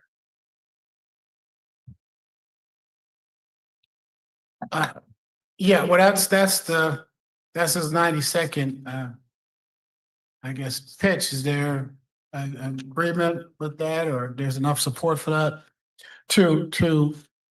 You're talking about just trying to look into and understand and find ways to limit domestic violence. We got to put it in a way that the staff can understand it. So go ahead. Yeah, I'm in support of it. It was something we've discussed, how we can bring or expand the resources we already have here in Seaside. And again, I've also seen an uptick in domestic violence and how we can support the community so that they can have those resources here in Seaside and not have to go further away to get help. Anyone else? So, yeah, I've been listening to Councilman Burks for a while, saying that's something that she's been focused on and trying to get done. So, I mean, I guess you guys are always able to work together in a sense and bring something back to the council. I don't know, you said the money's in the budget. I don't know how much it is, but of course, before that expenditure, that has to come back for the council. But yeah, go out there and get the information and I don't see how that hurts. Okay, that's enough right there. Follow up on previous requests. Or is there any new requests? Yes, Mr. Mayor. I have a couple of new requests. My first request is an update and a status on the San Pablo Bridge. That thing has been closed since I've been on the council. And then my other question is, we heard several public comment today about exotics, and I'm wondering if we start that now or if we start that in preparation of of next year. We start it now, then we'll be able to consider all the people that have comments about this year. So I think maybe I will make that request. I think I understood the first one about the update on San Pablo Bridge. I thought the city manager put out something today for update for the council. So you talk about for the council, you talk about for the public? Can the city manager refresh my memory? Staff will provide an after-action report on Car Week, including exotic. We're not handling car week. I'm talking about the bridge. Yeah. That was the first one. So the question is, I asked him, do he want you to report to us or do he want a report to the community? I think I'm looking for ways that we can have the bridge reopened. Oh, okay. Well, hold on. What I heard was then that's a status update. Okay, so how do you want to handle that, city manager? Should the rest of the council agree on this request from the council member, that staff would be happy to provide an update at a future city council meeting on the San Pablo Bridge project? I don't see anybody disagreeing with that. Just one quick question. I thought I saw in a report today that, and $850,000 is going through the process for Panetta. We know that there's $420,000 in the city, whatever. Has that already been done via the $850,000 that's going through that process? That's my only question for you.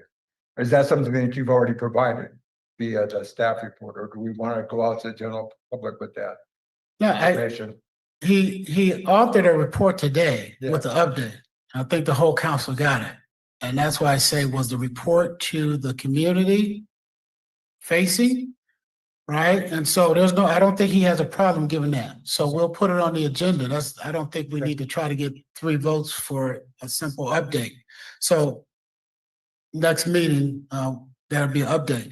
Then the question was about how do we gather information, I thought, about Car Week. And again, I thought you said earlier that you would have an update for us in September.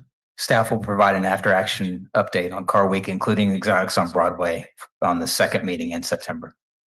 Thank you. And will that meeting allow us to discuss the future of this, or is that way too soon? Should the council decide to discuss the future of it, that's the will of the governing body, that meeting. Okay, well then, Mr. Mayor, I'll hold off on this request until the presentation, but likely I'll bring this request back after the presentation. Thank you.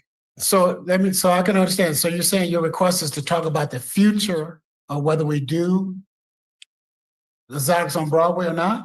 I wouldn't say it I wouldn't say it's, I'm asking that. I'm just asking to have a future discussion about how we see this going forward, because I think it was a contentious issue in our community. And I think that community members do want to come down and express their opinion.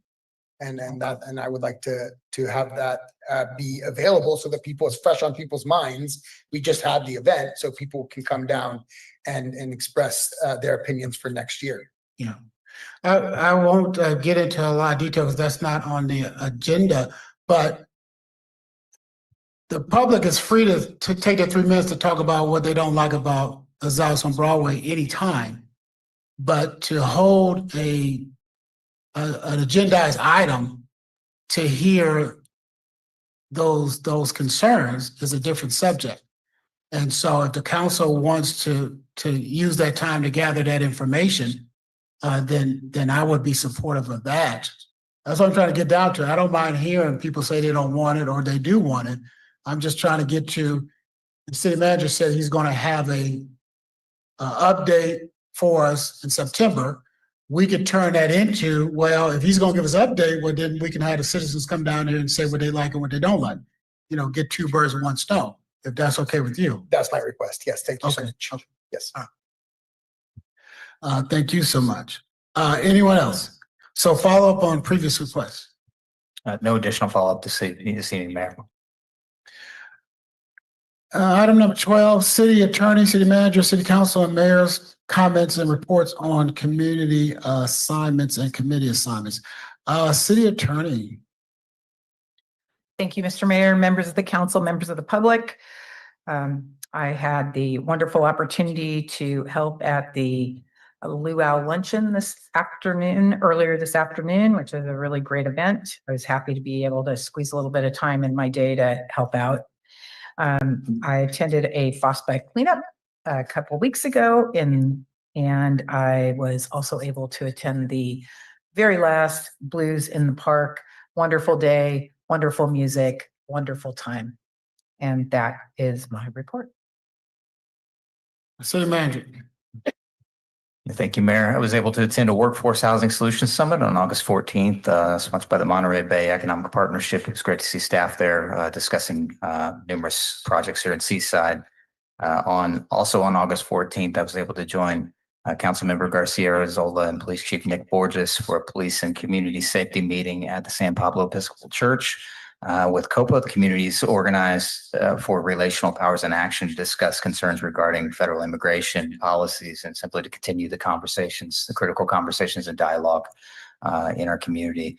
On Monday, I was able to attend a town hall hosted by Mayor Pro Tem Pacheco, another good opportunity to continue to engage with the community. And then reiterate on Saturday, there'll be an understanding affordable housing meeting at 10 a.m. at Silver Field, hosted by KB Bakewell and several other entities. And then finally, I just want to say thank you to staff for Car Week events and activities, especially Exotics on Broadway. Appreciate police department, fire, public works, economic development, and then of course our assistant city manager, Dan Mavis, who is helping coordinate with event organizers. So just want to big thank you to staff for getting through that week with positive results. Thank you so much, Councilmember Miller. Yes, thank you, Mr. Mayor. Today I had my CHS meeting, great meeting, strategic planning about the future of the organization, of course, with our support and a little bit of dollars that go to them. Also, I had my AMBAG meeting last Wednesday. It was a 12-minute meeting. It was the record, so not much to report there, but I will report in the next meeting. We'll be going over the arena numbers again. I was fortunate enough to go to the car event this past weekend, the paddock at Bayonet Black Horse and Exotics and great events for Seaside. I was really surprised about how many people came to our community and was enjoying themselves, and also the Porsche event and also the BMW event. Both all really great events. And then on last Tuesday, I was with the Bridge Restoration Project, which is a rehabilitation for men who suffer from alcohol abuse. And they're doing great things and are looking to somehow get involved with the city of Seaside. And that is everything I have. Thank you, Mr. Mayor. Thank you, Councilman Burks. Yeah, I want to thank the police chief, city manager, and city council member Garcia Arrezola for hosting the community meeting. I had a school event, so I wasn't able to attend, but I appreciate them listening to community concerns, and I look forward to continue to work there. with you guys. I was an active member of Car Week. I attended Porsche and BMW, Concurso de Le Mans, the Paddock, which was the first time doing that at Bayonet on that Friday, and Italiano and Exotics. Definitely was a huge team effort to keep everyone safe, our fire chief, police chief. It was really great to also see such a variety, and there was a younger group, older group, like there was something for everybody in our family. So that was great. Youth Violence Task Force. This was the first time I was able to participate. I guess it's also known as Blue Ribbon. Seaside principals were asked to attend. And so it was great to see our police chief run the meeting and all the different partnerships that are out there to support everybody, and not just our youth, but our whole entire community. And I also want to thank PNC Bank and the Bakewells. They donated quite a few supplies for back to school for our Seaside. Thank you, Mayor Pro Tem. I'm sorry, Councilmember Garcia Zola. Thank you. Yeah, I just want to thank both Chief Borges and City Manager McDaniel for joining me on the 14th. I know Councilwoman Brooks couldn't make it, but nonetheless, community knew that she had school duties to attend. Nonetheless, I think that event, I want to say like roughly 60 members of the community were there, Spanish speaking, and I know Chief Borges tried his best to speak Spanish and be there with the community. But I think what we did was, one, restore public trust within our community, right? Try to emphasize the importance of them coming to City Hall, the importance of them knowing what a sanctuary city is, what the city of Seaside is doing, where we stand, and letting them know that despite what's going on, they can have a trusted partner here in the city of Seaside. They can come to City Hall, access information as needed. They can call the police department and report an issue. They can contact our city manager, and really making sure that they know who their government is and what we do as a community here on City Hall. So community was very appreciative. I really enjoyed the meeting and hearing different concerns from constituents regarding safety, immigration, housing, whatever you can think of. It was a listening session that we had, and a very good use of our time.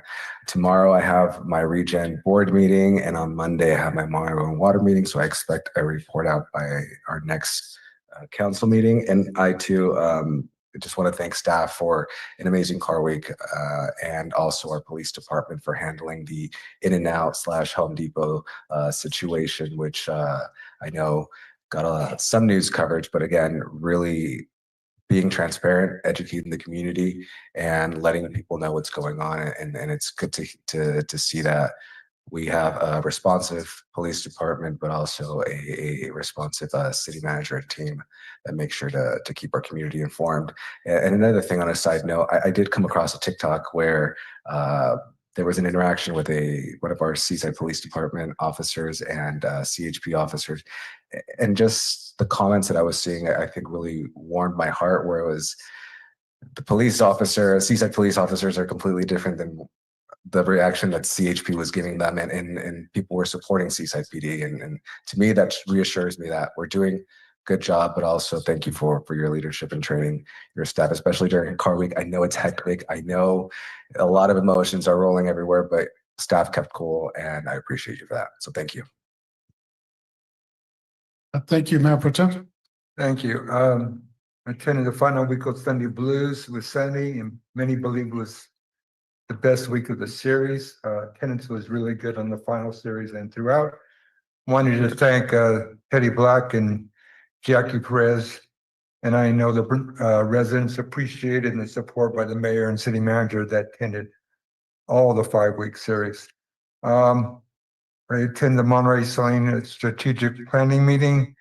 They reviewed their future goals of MST, and they had their state and federal lobbyists there as well, talking about federal government challenges and financial difficulties with the state.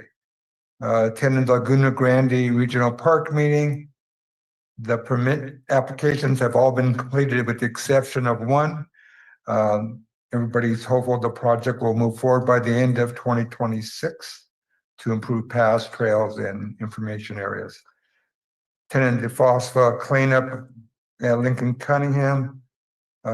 Residents continue to make a difference in the park as that park gets ready to open, hopefully by beginning of October with the new playground equipment. I only attended about 3 of the events with the car week.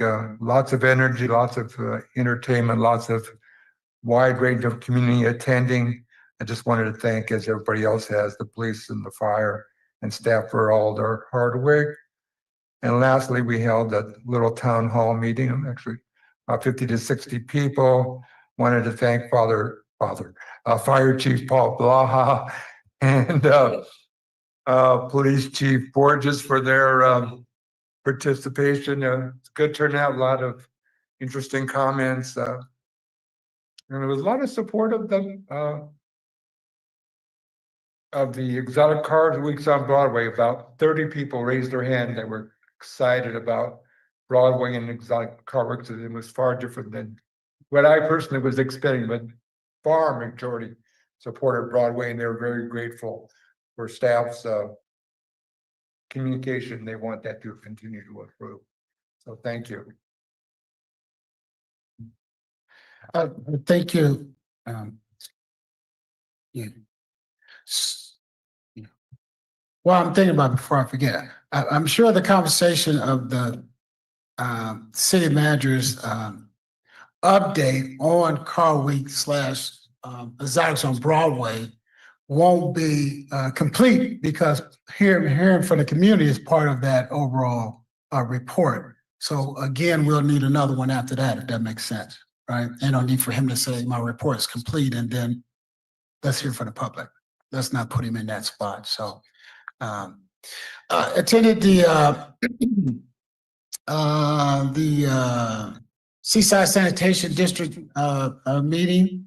Not too much going on there, just, make sure we are cleaning the sanitation pipes and the storm drains and things like that. We do look like we're going to do some work in Delray Oaks, that's part of the district, and Sand City. So those communities should be seeing some work over the next several months here. Attended the North Salinas Mosquito Abatements District meeting. We had about a 2-hour training on governance. So we had a good class and good understandings, good meeting, good conversation about how we could do better work as a team. People mentioned Car Week, which I call Seaside Car Week. And so hopefully that takes on its own, a life of its own. We have Porsche did a wonderful job with their event. BMW is a new event. I thought it was good. Got too close to those speakers out there. You may get deaf, but those young people, it was exciting. We had a paddock. That's the 3rd car event. We had even part of that was side effects. They had an event for community members to try to generate. I forgot what night that was. Was that Thursday night or Friday? But they had an event, to bring community members, young people, how do I open up a business? How do I connect? Like a networking type thing. So that was pretty exciting to see that they were doing that. That must have been the night before? It's Friday. Yeah. And then the Concours de Le Mans, like someone said earlier, that is growing, and I don't know if it'll outgrow the City Hall, but it was packed when I came over there. It was packed, and the Italiano was well done again. It was crowded. It was packed, and of course the Exotics on Broadway. And to be honest with you, I heard good things about all of those car events, and so what I would ask the council to do is look at those 7 events, and the 7th one was the collection memorabilia auction in the Embassy Suites. So I don't want to forget about that, because that's just as important as people seeing the cars is how do you buy those little trinkets for your car. So that's 7 events. And I think what we should do is look at holistically about what's going on for Seaside as Seaside's Car Week, and not get bogged down in the difficulties of entertaining our guest of 30,000. We don't know the number right now, 25, 30,000 people on that one day for the exotics on Broadway. I have some concerns. I think most of us shared our concerns with the city manager. He talked about gathering those concerns. So we're not trying to run away from any difficulties, but what I've seen and what I heard was very positive, particularly from the people that work and made money. And so sometimes when we talk about, hey, somebody threw trash down or some kids on TikTok was, doing something negative. Well, his mother, his daddy probably made a lot of money over this last week. And I'm being real. I'm being real. Our citizens, significant amount of them are hospitality workers. Right? You're not here. Right. And the extra work that was put on by that week of Car Week, Monterey Car Week, is significant. And so it's a balancing act. It's not just the negative. So as we go forward, I look to hear more and to share more of my thoughts on that. Attended the Workforce Solutions Summit by our Monterey Bay Economic Partnership. We appreciate the city manager making sure he had a team out there. And we appreciate City Manager Dan Mulis made sure that our Housing Collaborative and our Economic Development Group was out there. And so it was a tri-county, Monterey Bay Economic Partnership was tri-county. So I believe they were very comfortable here at Seaside. We appreciate you guys making them comfortable at the Odemeyer and what they seen that what we were doing. Attended the Monterey Peninsula Water Management District meeting. I had some concerns there, city manager, about water and how we're working with Marina Coast Water District. And I don't want to have anybody think any different. I have a lot of respect for Marina Coast Water District and their board members. And so hopefully we could continue to work with them and move things forward. Like the Mayor Pro Tem said, we ended another successful Seaside Blues in the Park. Very successful. We want to thank the Mayor Pro Tem for just his oversight of that type of event series. It's over several months, and city staff and Mr. Mulis and Ted Black. I call them out because like the Mayor Pro Tem said, I was there every Sunday. And sometimes I was there 8:30 in the morning, and I look up, Mr. Black is there, smile on his face and ready to go, right? So they were out there early, and I appreciate the work that they were doing to make our guests comfortable by the lines in the road and stuff, not the road, the lines are in the grass, so they could sit and they could have fun and stuff like that, right? And so it's important when people, because everybody comes, I think they come to all of us and say how much they appreciate this type of musical event. And I tell people, quite a few of them don't live in Seaside. And that's why I say they're guests, right? And so our residents like to be able to say there's things going on in Seaside. So I want to thank the Mayor Pro Tem, but I want to call out the city manager because every time I looked up, he was there and taking in the sites and seeing what can be done better and things like that. Attended the Seaside Housing Collaborative. We're moving forward. We're supposed to be putting out the RFP to try to get some developers to look into how they can, build one little unit. So that is what the council wanted. So that's where we're moving forward. The older adult luncheon and dance today was again a great event. Well done. I always get compliments on the food. So the food was wonderful. Tried the lemonade. I couldn't drink the lemonade, but that's okay. It's a little tart for me, but that's all right. A little tart. I want to thank staff. I want to thank the city staff, city manager, city clerk, and staff members for the great looking side decks today.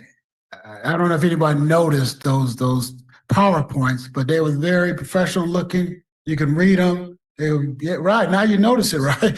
You can read them, and the numbers was there in case we refer to it. So I want to thank you guys. It's important that was done. That's not a small thing. It makes the meeting goes a little faster and smoother. I want to thank the fire and police department for their consistent work and responding to calls, just usual calls, and of course the week of Seaside Car Week. And want to thank them for that. fire police. They did a great job. And I did see, someone did show me a couple of those YouTube videos or TikTok videos of young people. And, and we want to make sure that they're safe. We want to make sure they're not doing nothing negative. Like I told someone else is, well, where do they go at 9:30 at night? Well, where do you go at 8:30, right? 9:30, you need to be going home, right? But where you go at 7 o'clock, 9:30 at night? Because I got up from my house because, I heard a couple cars making loud noises, right? So I went to go look and I couldn't find them because I guess they were too fast. But I went down to the corner of a Home Depot. It was a Fremont in Canyon Del Rey, and I didn't know what was going on. I just seen all the cars, and I said, I don't want to go to Monterey because I won't get back, right? But what I'm getting to is the way the police handled that. And that comes from leadership of telling them guys how to interact with their residents, how to interact with people. And my understanding from the city manager is, they talked to them, they moved them, and then they moved to Home Depot. They talked to them, they moved them, and then they went home, right? And everybody seemed to be happy in a sense, right? Because it's not heavy-handed. And I want to thank the police chief for that because, that comes from leadership and professionalism. But where do those young people go? And I don't have an answer, right? But we have to just realize they're not trying to be negative. They're not trying to be negative. They're just being young people. And so I'm not saying, let them just hang out. I'm just saying don't talk about them as though they're bad people. And I definitely don't support the concept of because some people are negative, then Seaside shouldn't have anything.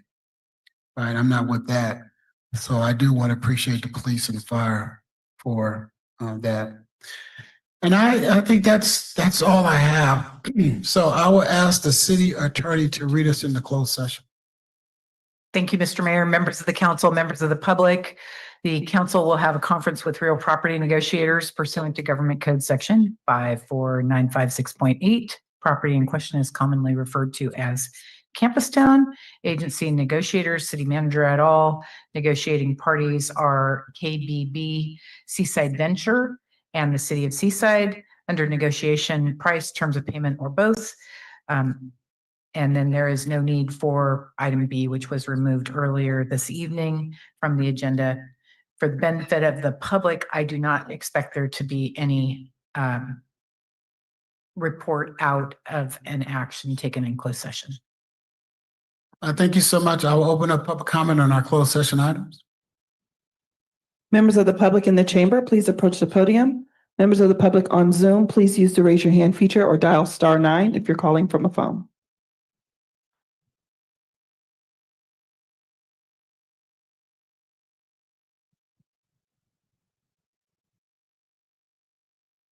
Mayor, no members of the public have come forward to make public comment. Public comment remains open.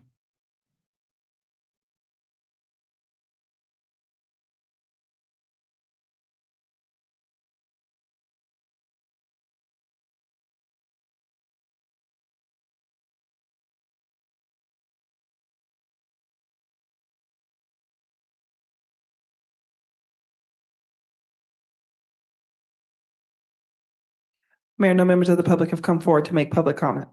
Thank you so much. Public comment is closed. We will move into closed session.